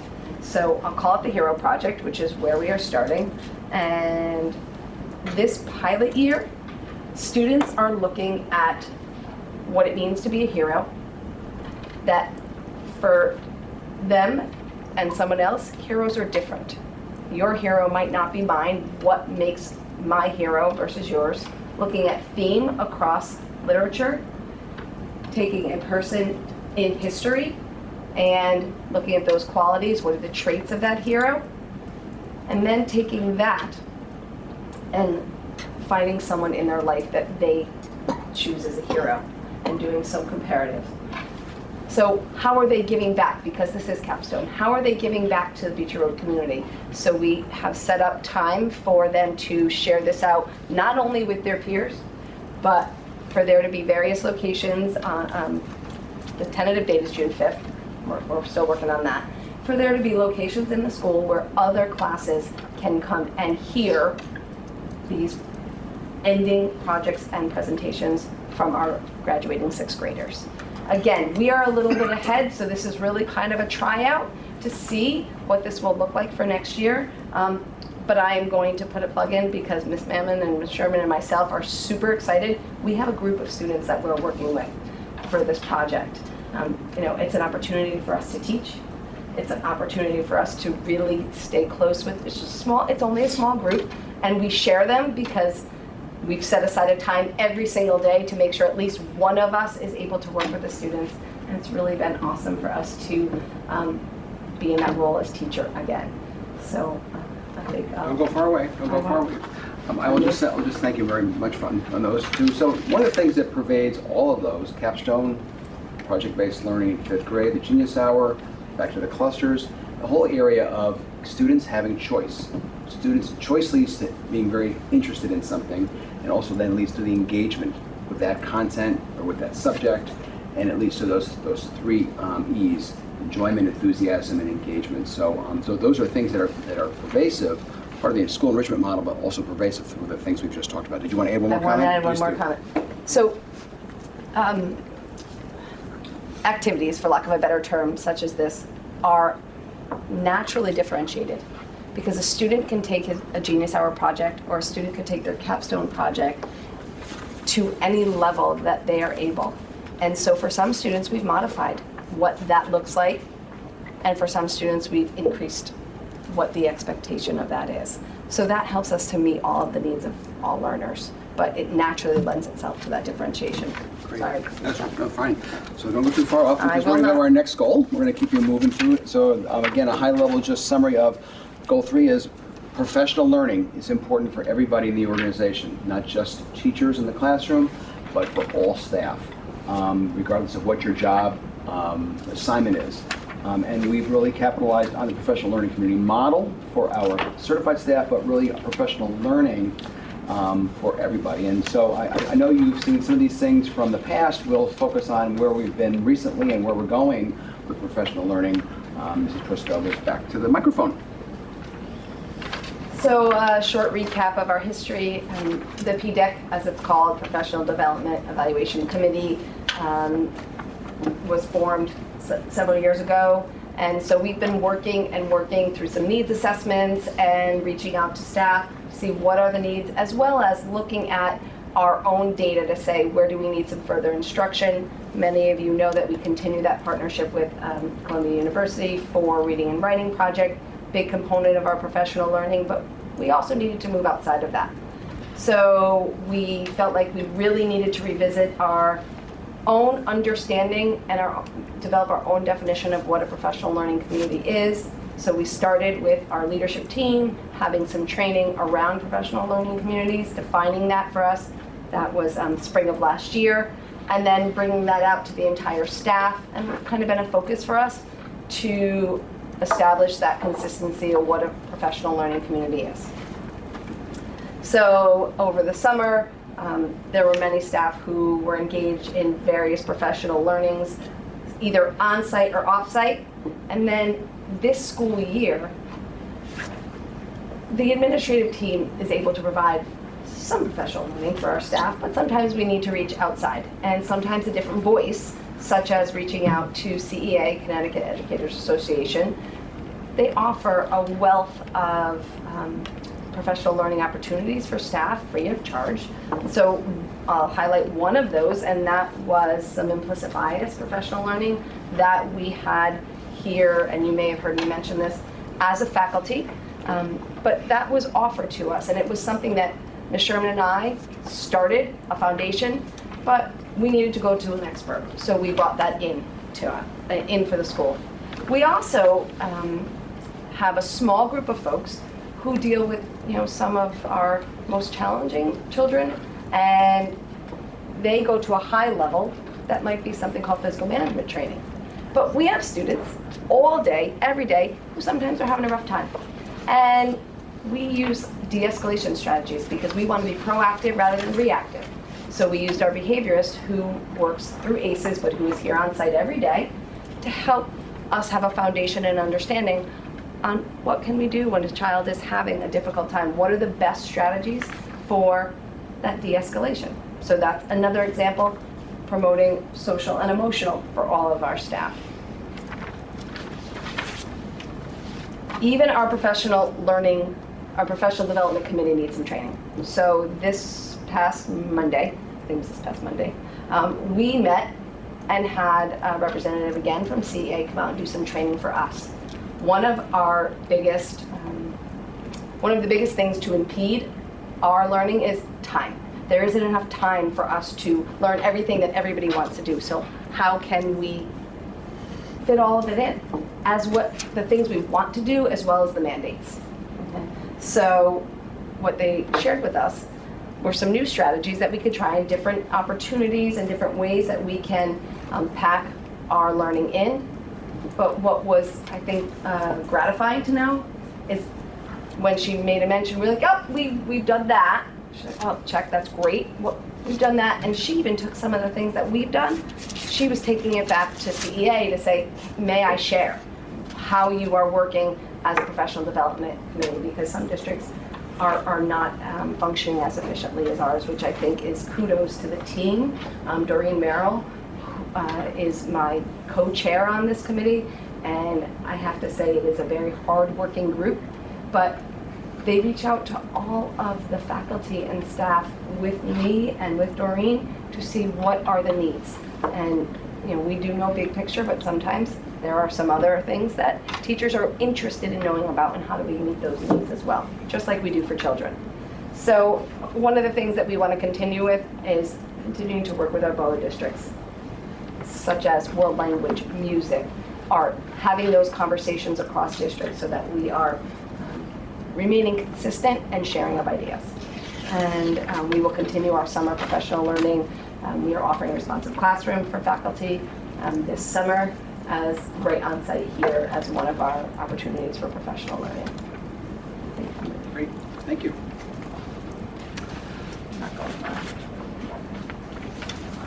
So as we go to Goal 4 really focuses on community, diversity, partnerships. Definitely a strong message when I came here to Woodbridge was people feeling a very keen sense of community within our school, within our town, and wanting to build and enhance, build upon that. And also the feeling that we need to celebrate our differences, our diversity more than we have in the past. And so this is an exciting goal where a lot of work has been done. We've set up we've actually created a diversity community committee, which has been a great conversation and a great dialogue with parents, Board of Education member, staff, administration, and some actual hands-on work that we've done this year. So I'm going to have Mrs. Sherman come up. It's more than about that committee. There's also other community building activities, which Lisa will talk a little bit about, but certainly some great things that are going on in this goal and bring you up to date where we are. Thank you. Oh, you want to? Okay, there we go. We can do that. So there are a number of opportunities for ongoing community building at Beecher Road School. We're very lucky in this. As you know, one of the things that we do is our CARES Assembly. If you don't know, CARES stands for Cooperation, Assertion, Responsibility, Empathy, and Self-Control.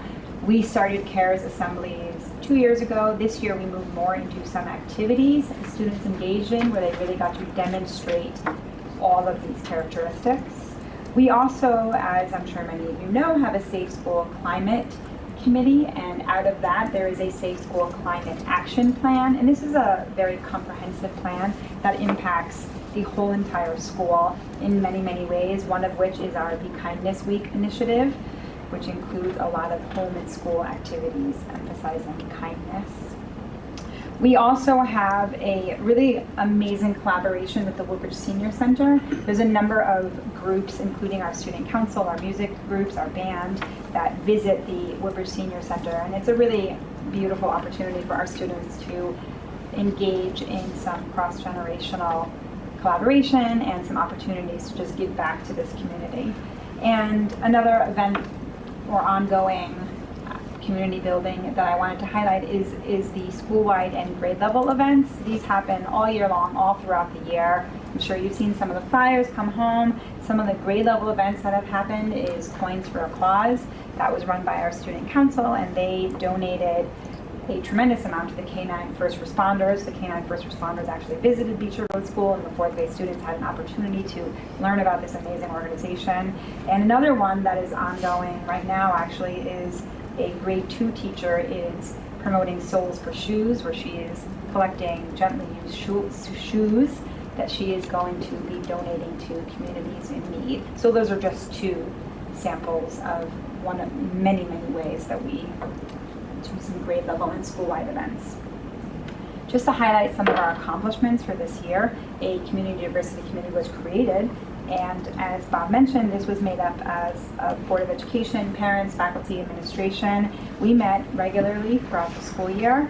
And we started by really talking about our current and historical staff data. And that led to some of the events that were mentioned earlier, such as the Minority Recruitment Fair that Bob had mentioned earlier, and the other, I'm forgetting the name of the other thing already. Oh, the CABE Diversity Yes. Toolkit, which Thank we you. applied to. Right, Yeah. thank you, sorry. And we also encouraged teachers to attend the workshop that was also mentioned around diverse literacy that was at Columbia. We were able to send a number of classroom teachers as well as our 2 school librarians. I know that they came back with a wealth of ideas. There was, as also mentioned, some committee collaboration around Arts Week. Gina mentioned the world map that is up and the encouragement of folks to identify where they are from. And there is also, as previously mentioned, some professional learning around implicit bias and the attendance at the Minority Recruitment Fair and the CABE Diversity Toolkit that Bob just mentioned. So moving forward, we are going to have one final meeting this year where we're going to have an opportunity to sort of reflect on the work that this committee has done and make some plans and some thoughts for next year. And we are continuing, one of the conversations that the Community Diversity Committee has had is how can we sort of tap into the resources that are right here in Woodbridge or in our surrounding areas. And what role does that have within our community, within our students, within our parents? How can we sort of tap into all of those resources? How can we create a place where that is accessible and available? A number of the parents on the committee are also talking about what more can the parents do to sort of support the initiatives that are already happening in the classroom. Because the more conversations we have with teachers and with staff members, the more that we realize there's a lot that is sort of organically happening within the classroom, and the parents on the committee, a lot of them are just really excited and eager to support what is ongoing already and encouraging that collaboration as well. Another idea that has been discussed at the Community Diversity Committee is an Arts and Ideas pop-up event, and that's something I know that we're very interested in exploring further. And again, just sort of continuing to expand our partnerships within and beyond our local community. Thank you. Thank you, Mrs. Sherman. A lot of great things happening there. Our last goal is around efficiencies of systems and resources. There's not a slide on our budget, but I will just quickly say that our budget this year, which passed last night at the town meeting, hurrah on that, was an example of how we're trying to maximize efficiencies and squeeze every dollar. We've had some new revenue streams that we've identified. We've done some starting of some shared services. And some other creative areas. So if there's not a slide on that, but there's certainly something that we need to continue to remember of what we've done this year and how we'll continue to move forward in the future. We have two specific areas that we're going to just mention here.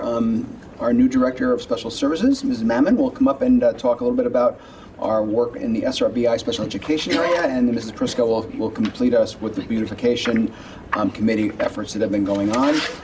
And so, Ms. Mammon, come on up and you can go ahead and give us the highlights of where we are, where we're going. Okay, so I'll be talking about SRBI, which stands for Scientifically Research-Based Interventions. Basically what that is a tiered intervention approach to help students who are struggling. And with that, you can see on the spring of 2017, the accomplishments.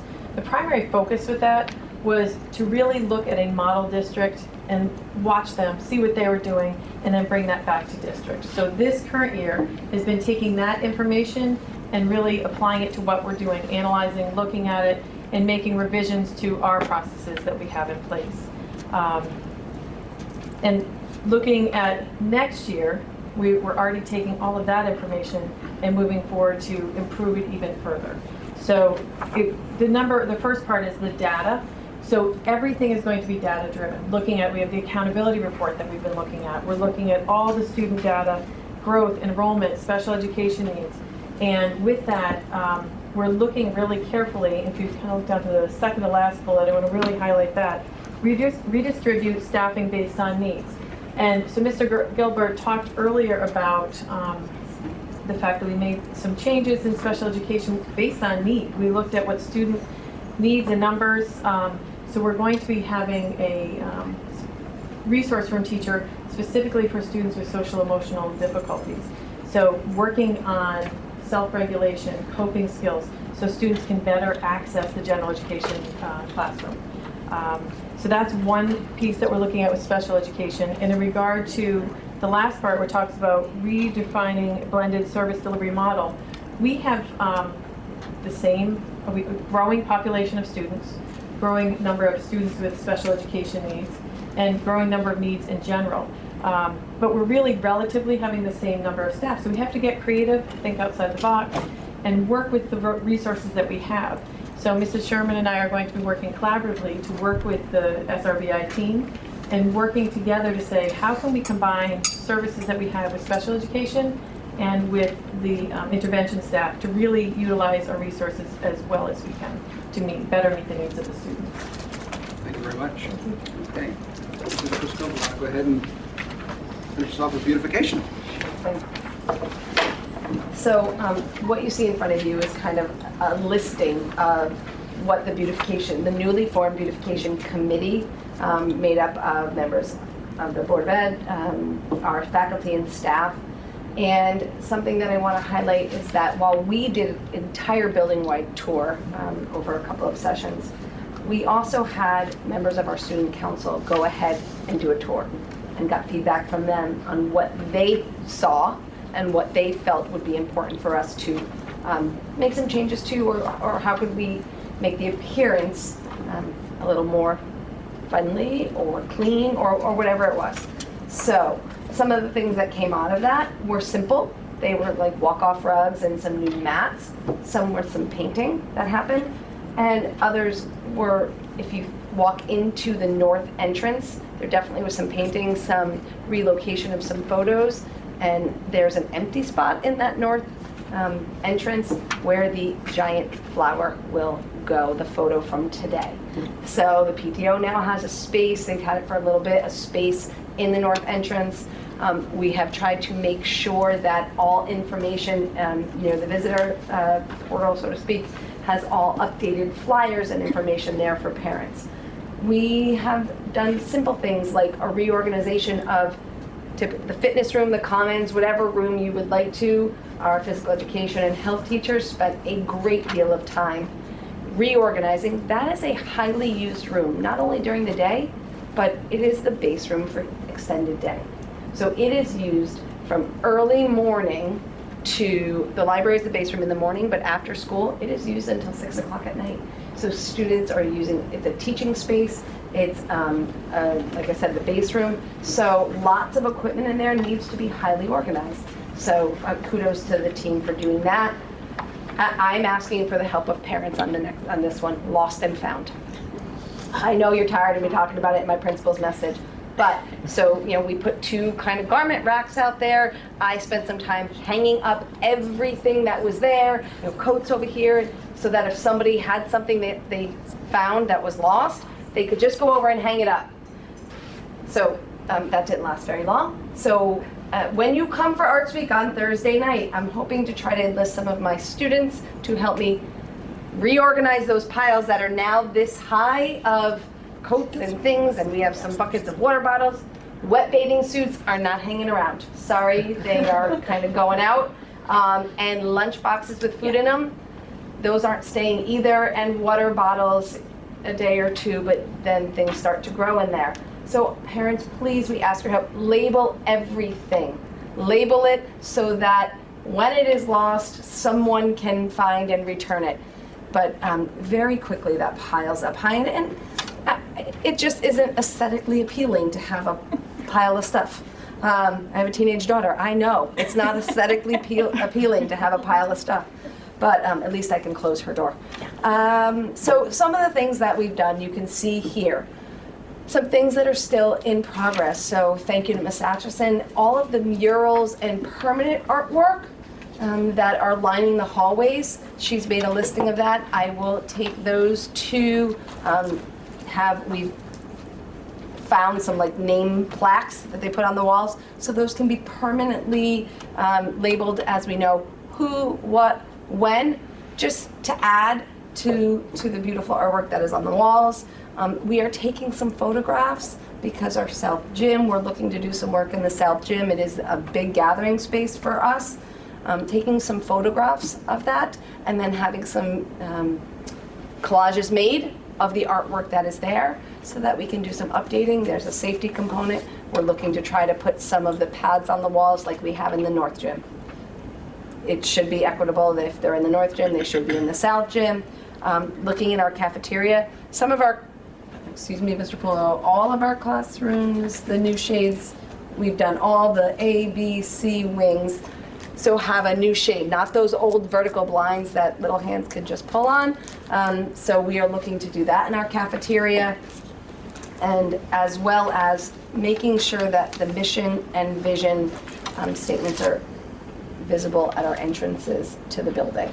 We haven't decided exactly what that will look like yet, but it might involve painting something at the entrance, kind of right where the Halloween hoop thing hangs, something right on that wall. I think I've covered mostly everything. You have.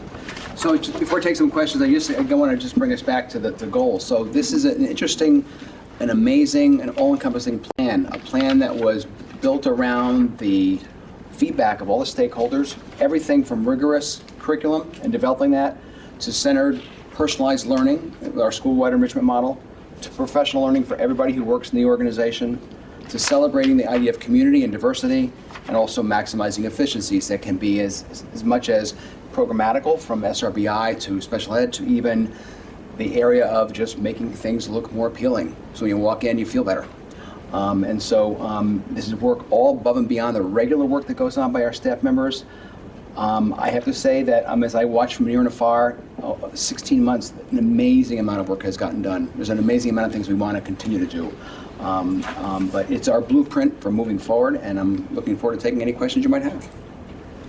I just had a couple questions. So the math curriculum For the grades that the curriculum isn't finished yet, are we using the workshop model, or that's part of the curriculum change? So part of the curriculum change and part of the programmatical change is to ensure that the workshop model is up and running in all classrooms, and it's evolving as we move forward. It's in some classrooms we're moving forward. It's a few years behind where the reading and writers workshop is, but it's something that we're looking for every classroom to implement. Okay. And then the curriculum cycle, you had said, you know, and again, I know like Lynn and the curriculum committee and the staff has done a lot of work on, you know, figuring out that cycle. I just don't want people to walk away with the idea that we only look at this stuff every 5 years. You know, the Readers and Writers Workshop, you know, they make suggestions. So this is major. This is the major Right. look at that point. Right. There's always consistently tweaks and dialogue and discussion. They are living, breathing kind of documents. So with the fortunate technology of, I'll say, the G Suite, Google Drive, whatever, that is where we are housing everything. So changes can be made within PLC meetings. Just as I mentioned, we aren't doing a major revision to language arts curriculum, but we are looking at scope and sequence based on the needs of our 5th grade. So those things are happening all the time. Okay. That was really, I just wanted to clarify that. And again, I know in the curriculum committee meetings, we get a lot of details and, you know, a lot deeper discussion of some of these things. So, you know, I think that's helpful for everybody to hear. Nancy? Thank you for the update and wrapping up the year. And clearly a lot has been done and a lot of initiative. I would, I guess, challenge a little bit one comment and ask a question. One is, above and beyond, I think what I'm noticing is more it's getting integrated into the life here. So I guess I would challenge sort of like it's above and beyond, of course, but maybe in this point of transition, what I see noticing, especially on the caring part, on the diversity part, that we are taking real steps forward to try to understand what's lacking within our own community and how to address it. So I appreciate that, but I also suggest that what we're doing is moving into a newer and more improved breathing model. On one question specifically on special education, in preparation for after reviewing the materials, I did go back and look that in 2017 there was a substitute Senate Bill number 911 in Connecticut that was concerning services for gifted and talented students, and that referred me back to the Department of Ed's Children Requiring Special Education document, which I'm sure, Ms. Mann, you're very familiar with. But Section 1076D9, when they talk about evaluation, says independent educational evaluation, determining the existence of a learning disability, semicolon, evaluation and identification for gifted and talented. I think we do a really good job of thinking about special education in the ways that we are currently thinking about it, but we don't really consider special education, from my experience and anecdotal exposures, in the we don't really encompass special education. And I know that in the line items on the budget, it also doesn't seem to treat a lot of that evaluation identification within the special education budget. I guess, Ms. Mann, a question for you is, how do you, especially since you're new and bring a lot of experiences to the table, how have you, I guess, split your mind, the mind share between those that are maybe have a learning disability versus gifted and talented in terms of time share and mind share, and historically, and how do you view us right now in that way? So timeshare as far as my particular time or within the district as a whole, just to clarify? Oh no, how do you feel that is optimum in terms of thinking about special education? What have you been exposed to in the past? Because I think my impression, just anecdotally again, and also just how we've talked about special education, is that we're pretty narrow in our definition of, and it seems there's a proclivity toward learning disability. And I think, frankly, my own opinion is this probably needs to get reworked, like the whole Department of Ed language around it, and that maybe giftedness often gets lost in that. But I just, since we heard so much today, and I was referring back to that text, I was wondering if you have experiences or how you view where we are today. Right. Every district I've been in has done it very differently. And I would say that a majority of the time, because it's a mandate, is focused on the special education. But on the Wait, on the learning disability or? Special education as a whole, but learning disability, because of especially dyslexia right now, is kind of the we are one of the only states that actually identify with dyslexia versus just a learning disability, so that is a big focus. But as far as what is our number one area that we identify students in, that is a higher number, but there's also other health impaired. And I'm not sure if I'm answering exactly what you were looking for, but that. So it does skew toward learning disabilities versus evaluation, because they're incorporating gift. This is the only place that has the gifted and talented is within special education. So I thought that was, I don't know if, you know what I'm talking about. Maybe I could jump into, Yeah. first of all, I do want to say that your first part of your first observation, it is true that now many of the things that we're doing 16 months down the road in a short amount of time are now starting to become infused in what we're doing. So some of those things are, some of them aren't, but there is becoming that transition. I think what you might be talking a little bit about here is the whole, the mandate. So gifted and talented does fall under special education in the Department of Ed.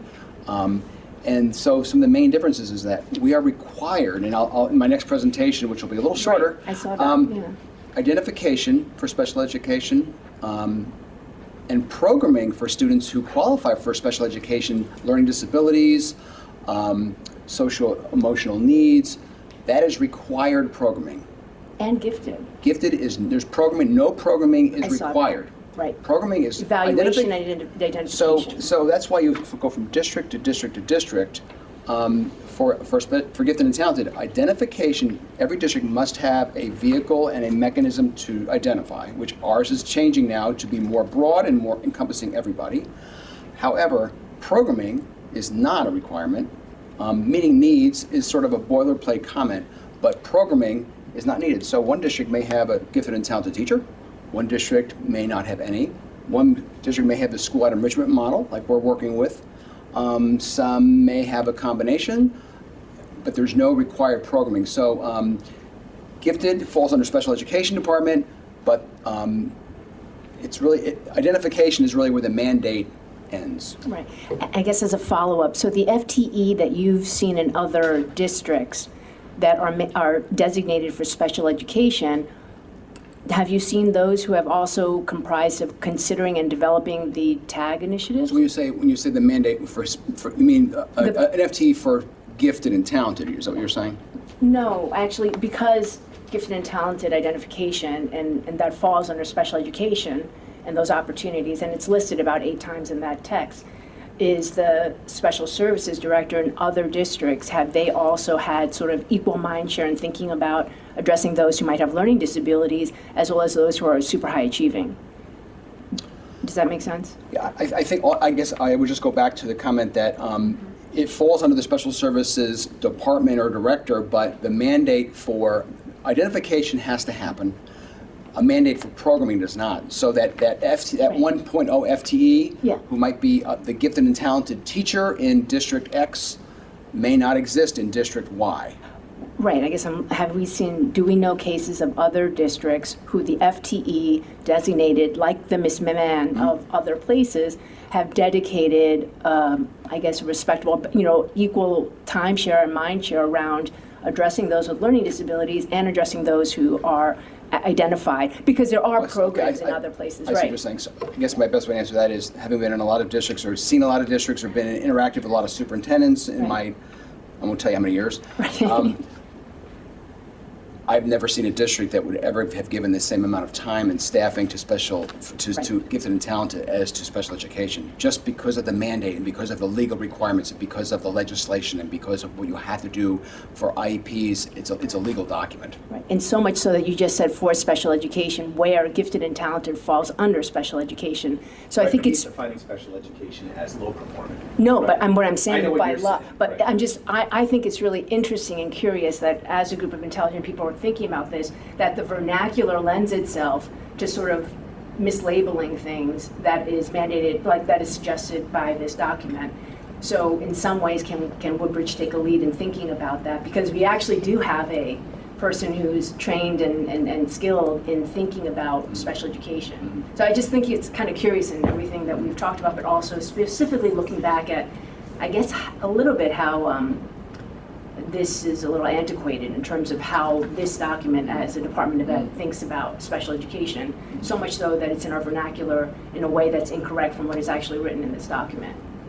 Does that make sense? So I'm just a little, so for example, the services we provide today for TAG students, those are not listed in the budget under special ed. They're like, Ms. Sell, the other teachers who do those services. Suggesting it is. Can I just, No, I think, I understand you're saying the identification of those is under that mandate. And also the education. I think what she's trying to say is the term special ed is not just a low-performing student. Yeah. The term special ed refers to any child who needs some services, whether above or below the norm. That's what the term means. We tend to refer to special services as lower performing because all of our testing looks at the low performing kids, and we have a big differential between our low and our high performing kids. So the amount of energy and resources that are spent on the lower performing kids has historically always been where we have spent the bulk of special ed services. What you're getting at is we should just define special ed as special ed, anyone who has something either at the high end or the low end, and that we should be tailoring resources to those services equally. I think the problem is, and I'm not speaking for or against or anything, and I think that this has always been an issue that I've had for 9 years on the board, is challenging kids. I think the issue is that there are, unfortunately, the number of low-performing kids and the amount of resources that are required for lower-performing kids to get them up require a lot more time and services than the enrichment part of it. And I'm not saying we shouldn't look to figure out how to dedicate more time and service, but right now, our budget and the way we do special ed, our special ed budget is really determined by how many kids are on IEPs, how many kids have SRBIs, right, SRBIs. So that's where we create the budget around those services. I'm not saying that that's how we should do it moving forward, but that's what we do now. But I also think that the services that we give, for example, if a child needs a little help in a particular area, they don't have to be identified as a special ed kid. They get that help that day. A kid who's moving along. So I think that there's a difference between defining a student based on an IEP or something like that versus the number of services that are provided for students at whatever place they are. I think, I just don't want anybody to think that special ed is the only place that we provide support for struggling students or have opportunities for non-struggling students. And I appreciate your comment, but that's not how it's defined in the Department of Education. So I'm just saying that, and I'm sure a lot of schools are doing this, acting within the context of a document that's printed that's supposed to give us a roadmap. Just further, definitions and exceptionalities, section 1076A2, 1, extraordinary learning ability means a child identified by the team as gifted and talented in those areas that we understand. But this is defined provision of services. And the Board of Ed is actually, so I sort of feel, that's why I'm bringing it up, I think it's relevant related to special education. The Board of Ed is responsible, as it dictates here, to require to provide referral, evaluation services for grades K through 12. And so and the arrangement for services. I know nothing is required programmatically, but I just think it's curious. I'm just lending it as another piece of information that there is exactly what Steve said, this vernacular that we think it's low performing, but I don't think, to be honest, I've been on the board for 9 years. I think we've always put talented and gifted under special services. I've never, but again, we put our resources behind a different area. So I don't think that we have misunderstood what the But we're having vernacular is. misunderstandings in this conversation. Well, I think that, I don't know. I just think it's interesting. I think it may be a state language issue, but I guess I do. I'm excited that Ms. Mittman has joined us. She's trained in these areas that in some ways we can think a little bit about. I know efficiencies, very expensive, all the things that are related to all the things you talk about regarding those, that population, which we do need to care for. But just interesting that we do have someone who is, and is there a possibility of reallocation of funds or time or things along those lines, creating more efficiencies, things like that. I know, very difficult, But I just think it's interesting that we actually have somebody who's an expert in this area who just comment. I think actually, if I just kind of, when I think, as I step away from this conversation, here's what I'll take. Special education, the students, the needy students, and the students who may be gifted and talented, or who are very much accelerated, let's say. The legal mandate requires us to provide lots of staffing to make sure the legal mandate's not there. That is the interesting part. It is. So the interesting part would be because you can't remove staffing from the legal mandate to meet those special needs. That drives every district, every state, in every state. The question would be, would there be an equal? Let's say this was $500,000 worth of services. Where's the mandate for the $500,000 there? Exactly. So that's not there. Exactly. Yeah. So that's that. I think that might kind of help to kind of maybe encapsulate what you're That's saying. exactly. I just Yeah. found it really curious for us as we process everything. And, yeah. Thank you. Okay. Other questions?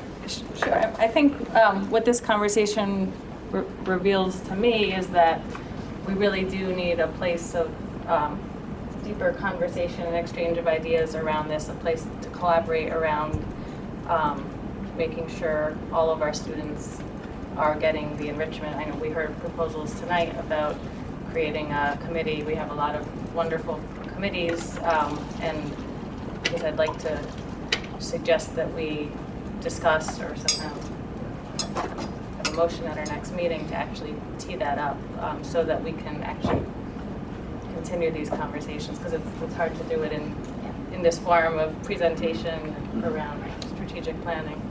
If that's something the board could talk about in the near term, that'd be In the great. next little presentation, I'll be addressing that to a small degree, a little bit. So Great. you can kind of jump off from that at that point. So before we go on, let's take a 5-minute, literally 5 bio break.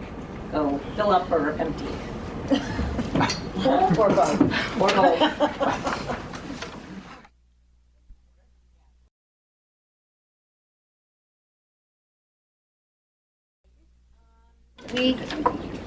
If we're So, okay, could I ask one more question on your last? Yes, It might be, Gina who can answer it, I'm not sure. Goal 2. I know that when 3rd grade presented about the enrichment clusters at curriculum committee, they talked about a student evaluation. Oh, yes. And so I was wondering if we had done anything like that for the project-based learning genius hour, I or think you're referring to the little survey that was given, yeah, so that we have some sense about how the kids are responding to. I know. I can answer a little bit of that. Like a survey of the kids. Yeah, so the 3rd grade teachers, as a part of their enrichment clusters, they had sort of a 2-part survey. The first part was sort of asking the students their thoughts and feelings about enrichment clusters, and they actually did that as part of their goal as a grade level team. And then the other part of the survey was about what would they like to see in the next round of enrichment clusters. So I know that 3rd grade did that, and part of that was driven by their own grade level goals. I think that 5th grade did that a little less formally than 3rd grade, and did it more as a reflection piece for students at the end of their first round of Genius Hours. Okay. Sort of more of a reflection as opposed to a survey.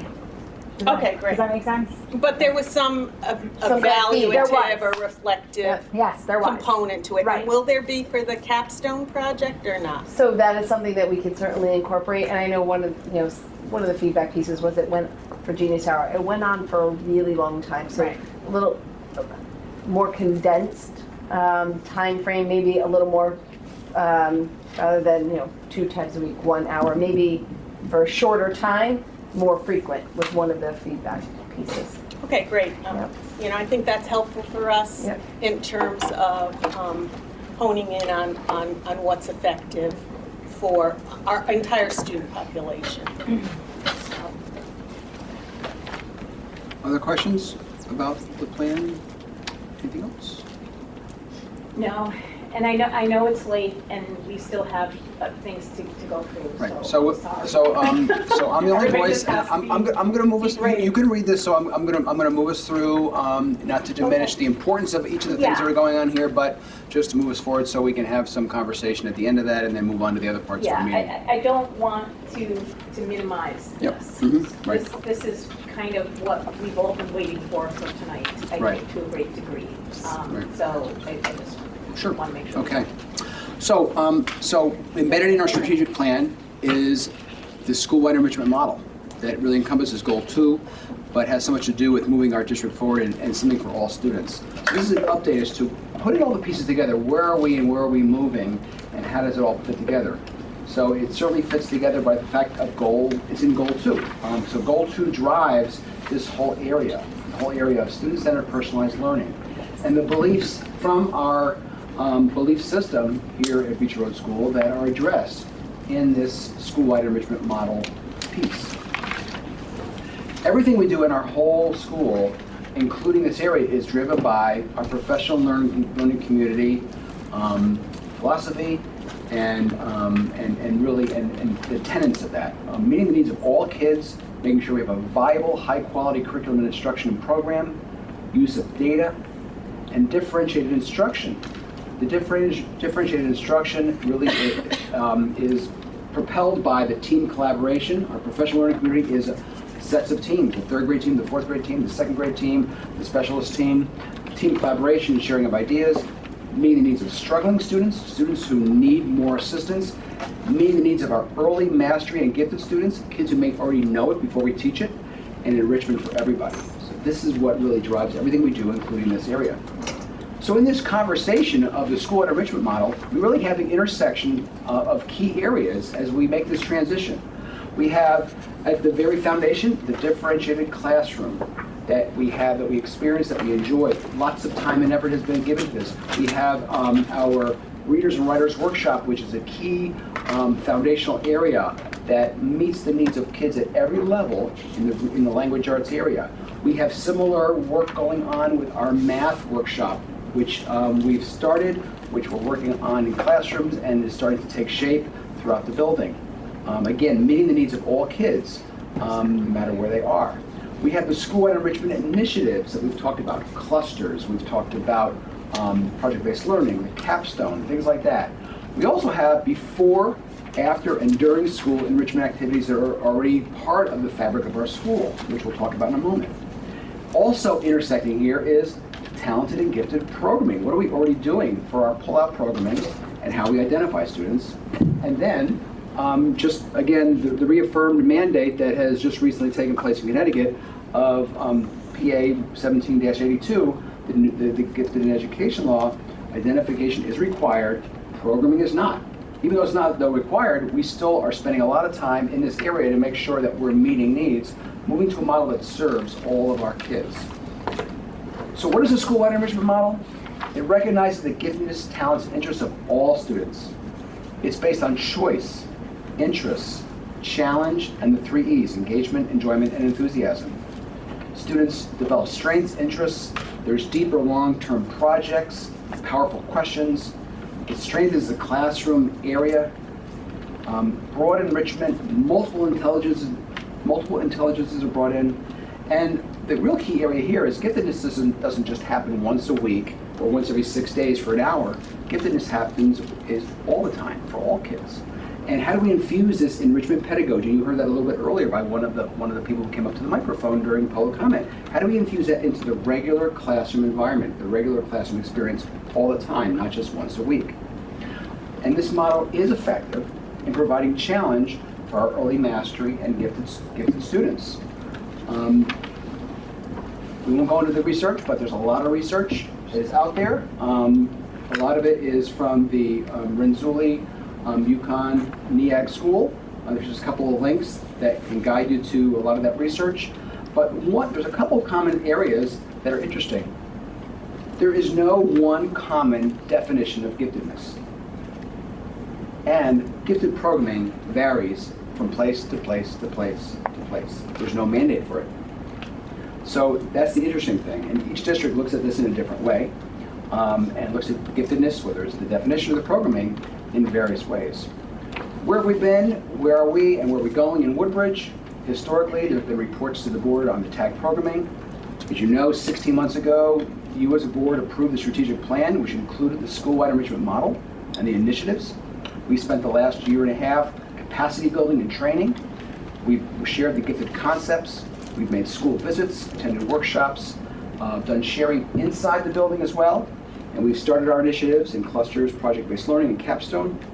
And we've also received guidance from the Connecticut's Gifted and Talented Education Coordinator and consultants.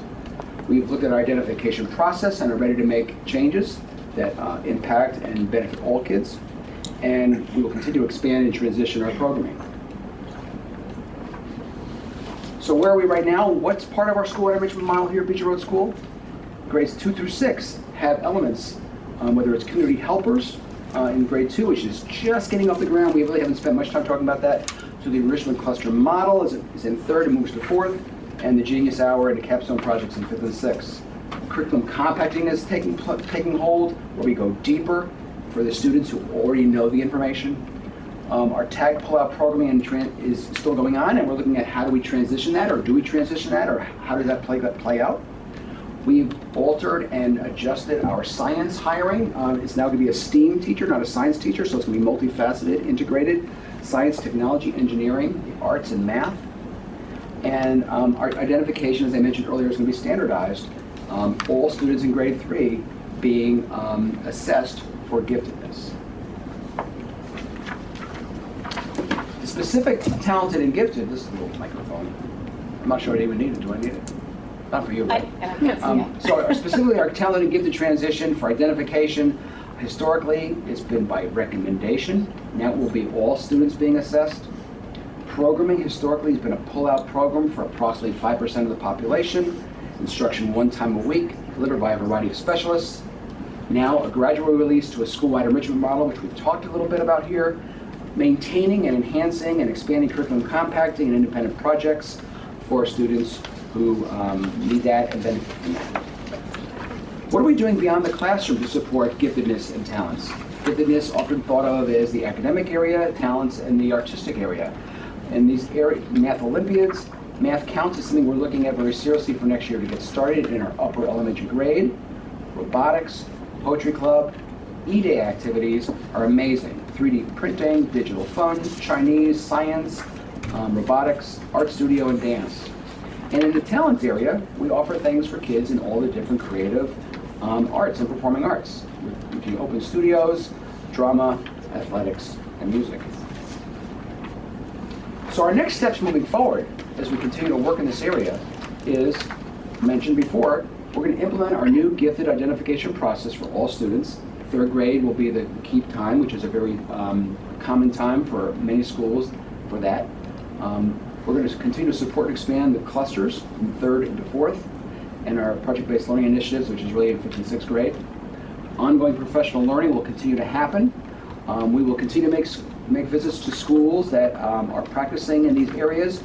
I've also contacted UConn, the NEAC school, and the consultants that I worked with before in Granby, where we got the program off the ground. We're talking about them coming here next year to continue to support us and to help us expand this program and to move forward. Summer learning opportunities, our staff is aware of Confortude, and we hope some will take advantage of it. Curriculum compacting are areas that we will continue to work on to develop our protocols for students who already know the curriculum. I'm looking at offering a Parents Academy in the very near future, because I have not reached out yet to the current TAG parents, just to make sure they're aware, even though we've communicated this through different updates and different board meetings. We want to make sure that TAG parents know what's going on. And to determine how we have a gradual release and transition of programming, a program that is for all students. So that's sort of a quick 10 slides there of what this program is looking like and how we're moving forward and the time we're spending. Again, I want to say publicly that we have an amazing staff here, a staff that has in 16 months done amazing things to move the needle on this.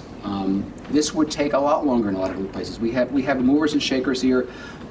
There's a balance to how much you can get done in a short amount of time and to continue to move forward, but I want to really just publicly say thank you to the staff and the administration for their support, and board for your support too, because you endorsed this plan and this particular part of this plan moving forward. So glad to have any questions or comments or whatever.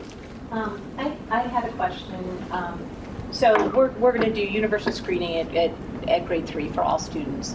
If a parent would like a student who's in 4th, 5th, or 6th who hasn't previously been evaluated, We would still be mandated, and we would do that. okay, so if somebody, again, the old way of Because we're in having either transition a right now, so we parent, would have to do that. okay. Yes. So if somebody asks, if it's a new kid in the school or they weren't evaluated previously for Correct. whatever reason, if a parent wants it, they will also do the universal screening. We not have to the determine whole- whether we're going to use the COGAT for that, which is the universal screen in 3rd grade, or whether we'll use something, it's a one student here or one student there, as you're describing. Okay. But we would do that because that's the right thing, and we have to do that. Okay, so whatever, at the point that we decide what the process of identification, because one of the things I think that people have said is they didn't really understand the process and didn't really understand, what happened and didn't get feedback on outcomes. So to the degree that we have the universal screen, it's standard, it's, there's no questions Right. at all. It needs to be well communicated, it needs to be, it needs to be clear. Right, and parents need to That's all. understand that if they're looking for an opportunity that, they just because their kid's in 4th grade doesn't mean that's it, you're gone, because we're changing our process, it's okay. We still have the capability and the desire and the process to have any child go through the evaluation process. Especially because we're in that transitionary point. Right. Yes. Okay. And then I know there's been, a couple different pieces of discussion. Oh, does anybody have anything else before I go? Go ahead, Nancy. Just one question and a comment. So a clarification, beginning in grade 3? So what if someone comes in grade 4 and will you test from grade 3? So we would do the universal, so we would, all students in the 3rd grade, every single classroom, every single student, at a point in time, probably in the early winter, would have the actual assessment. We would use 2 components, an achievement and an aptitude test. And so all 3rd graders would have that. If they enter in 4th, 5th, or 6th, or... So I think what we're saying is that because we're in a transition right now, if a 4th grade parent or 5th grade... Are they coming in separately? Okay, that's fine. Yeah. That's what you meant. So, but what if you don't want to retest? Do you think giftedness is only determined in 3rd grade, and then there can't be a shift in intelligence? So the Connecticut State Department says you must have a plan. There's no one right or wrong way to do that. You can do it at 1 grade level. You can do it at a couple different grade levels. You could do it at every single grade level. It would be a time-consuming process if you did it at every single grade level. It's usually once or sometimes twice it's done during a student's elementary years. Okay, so it's a possibility that we might test across the board in another grade. I'm just, especially since we're... When we do testing, we get more parents who are upset that we're testing their kids. Well, they can opt out. Right, they can opt out. And then I really appreciate the thought that's been put into the transition. And I know we talked a lot about enrichment models. I guess I have a lot of questions about the content and how you had the talented and gifted transition. And then in 2018-19, the gradual release to school-wide enrichment model. I think there's so much conversation around giftedness versus enrichment and the differences. And you cited UConn and also Renzulli. And I know that in the integrated continuum, they refer to as special services, it's a lot about segmenting and pulling out groups, targeted abilities, interest areas, and it's sort of having a very tight peer group interaction at the same sort of level. I think there's so much conversation here, it's so late, that I would really like to see a committee, and especially your first point, the definitions of giftedness are so varied. And the big message that is sent around in some of the language is really that this is a collaborative community effort. Parents, administrators, teachers, the board, that they come together and think about how does giftedness work in this community. I think one of the parents mentioned so many lawyers, high achieving parents in the community. A lot of people sort of characterize that in Woodbridge. We don't know what the data is specifically or how it's changing, but with so many interested parents, I think it might be a really good time and almost take some action today to make a motion to form a committee. We don't need to a talk motion about. to form a committee. The intention was always to form a committee. So we are forming an ad hoc committee with all the appropriate constituents to continue the conversation regarding. Okay, I thought we were just presenting that today. So we were always going to do that? Well, the intention was to have a parents' academy, but it seems like after the discussion tonight, people don't want to wait for a parents' academy, and that was really the intention always, as Bob indicated, to get parents and all the constituents together to talk about this in a forum where it was more of a, a committee is very different in my mind than a forum or a parents' yes, and that's academy. why I said instead of waiting for the parents format. Well, that's forum. wonderful news. Yeah. Great. So then we'll form one that's not. What level of that would that be? Would that be on the diversification beautification No. level? No, Or would that it's be an on the ad hoc committee of the board. That's what I was wanting to confirm. Just like that's wonderful. Okay. Great. So you had a question before Nancy. So if we're forming an ad hoc committee, which is great, I just wanted to make sure that these two processes are synthesized, and then that committee would then. What two processes? Well, this process that's sort of in our strategic plan. Well, this is This a part of segment of our strategic. I understand your Yes, question. right. Yeah. Right. So the strategic plan is what we've decided as a board to go forward. The ad hoc committee will, part of the discussion is what are we doing now, okay? What are we rolling out, and what else might we need to add to the strategic plan, and then potentially take something off, Right, because so we can't do everything. So the recommendations of the ad hoc committee will be integrated into the student-wide enrichment model that is. Well, it'll come back to the board. to the board. Yeah, it'll come back to the board. I think what would be helpful with the administration, me personally, would be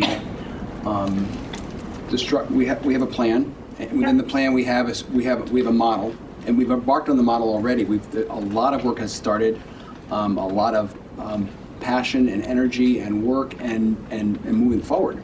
So the ad hoc committee, within the structure of this model, the thoughts around how do we enhance that model? Because the model is what we're working on already. It's what we've already started moving And I don't forward think on. that anything that's discussed now would derail what you're already doing, and I would hate to see, because we asked for school-wide enrichment for years.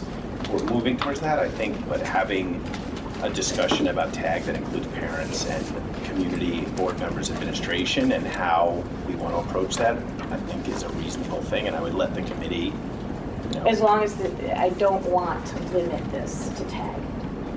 No, I mean, The committee should not be limited to a TAG discussion. It should be an enrichment discussion, which includes gifted, but is not exclusively. Right, because by Gifted. definition, that's only 10%. Right, that would also address some of the concerns we heard today about needed acceleration or differentiation within classrooms, and making sure our teachers are given additional tools to make sure that we're addressing that section. Because that's the foundation of everything, what happens in that classroom, the It differentiation. is the foundation of everything that's in the strategic plan for, and the differentiation that we've been looking at for years is all to meet each child where they are. I don't think we're doing as good a job as we can. I think we have to be honest with ourselves, look in the mirror, and we can be better. We're doing a great job, but we can be better. We heard from a lot of parents this evening. I think that's absolutely true. I think we could do everything better. I just want to say it like it is, because we're a changing environment, a changing community, and we just have to look at that with open eyes. I just feel like we just step back a little bit. I don't know what you mean by step back.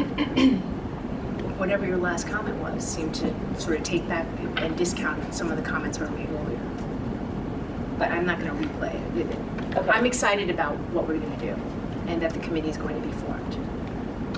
So I think for me, again, a committee that can help to just, again, reflect on what we're doing already, offer perspectives, offer ideas, which we've heard some tonight, but looking at it from within the structure of how we're moving forward and how do we enhance that structure, how do we expand that structure to meet all the needs of everybody, not just a certain segmented population, but also to make sure that that population of the gifted is also served well within that philosophy of meeting everybody's enrichment needs. So I want to make sure I'm understanding or hearing the board clearly on this. There's an idea to have an ad hoc committee, which would usually be defined by, we're going to have, just like our class size, we're going to have this many board members, this many parents, this many administrators, whoever else makes it up. So we need to determine that.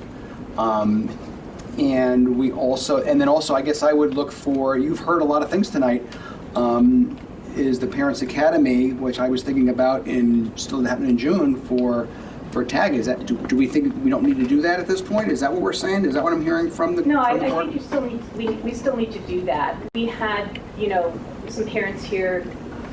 We didn't have everybody who could stay through the actual presentation of what we're doing currently.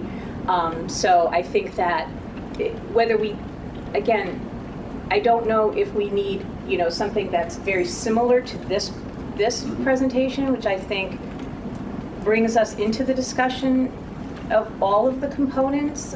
Maybe this is the basis of the Superintendent's Academy and can be advertised to all parents. I mean, certainly they can watch this, this meeting and get the presentation information, but it's a lot different when, you have people attend. So I think it makes sense to still do that.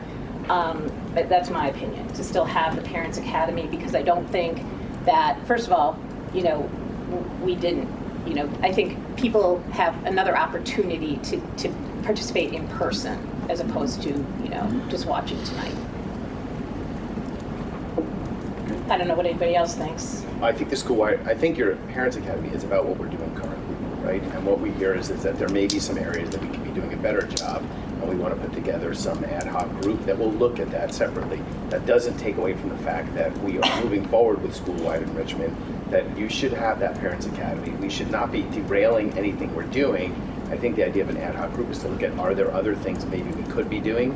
Are there other things that we might be able to do better? What are the budgetary impacts on that? And then bring that back to the board to say, these are some things we may want to try. But I don't think that we should be derailing what we're doing now, because a lot of effort has been put into this. And I think the board set a direction historically that we want enrichment for everyone at all levels, and I think that's what we're doing. And if we feel like there needs to be something additional, just like we have additional services for kids on the, that need special services for being below grade level, if we find that we have some kids at above grade level or other areas that even school-wide enrichment may not be enough, maybe there's some things that we can do, maybe not even during the school day. Maybe there are things that we can add, but I think having a group looking at all the resources that may be available to us that we don't know about, and having a conversation between parents, administrators, staff, and board members, and then having some presentation back. I mean, I don't anticipate we're going to get it before the start of the school year. I could be wrong. Maybe we'll plow through and get a work group done quickly, but it will take time, and there's a budget process that we have to look at, and we've already had our budget approved for next year, so we have to look at whether there's even money to move things around for the upcoming year. But I wouldn't do away with what you're doing. Again, I think that this is taking concerns and seeing if there's another level that we can add to it. I also think the Superintendent's Academy, or the Parents Academy, part of the intention was to explain the change in the evaluation process, which is, something that, we've all already heard about here, but to explain that to parents and bring a little more clarity, I think, about the process that's going to be done, and make sure that parents understand, what their options are after third grade, but that this is happening in the fall. So I think that's another important mechanism, because I think just communication in general about that particular topic. I mean, I know we discussed it in curriculum, we discussed it here, but I think it's important for parents to have the opportunity to hear that in a Parents Academy. And, I know it's hard for people to come out for things, but hopefully the people, who are interested, we'll make the time. Agreed, and I do feel that I really want to make sure that I invite the parents of the talented and gifted students who are part of that, because they do need to understand. They may have been reading this from afar, watching some board meetings, from home, but to make sure, so they'll be personally invited, but it'll be open to everybody. And it is a great opportunity to really repeat this particular presentation and just be able to answer those questions. And then use as a spin-off from that, the ad hoc committee that we're describing, where we can have some representation next year to kind of continue to steer this and to continue to enhance it and support it. Is there anything else on this presentation?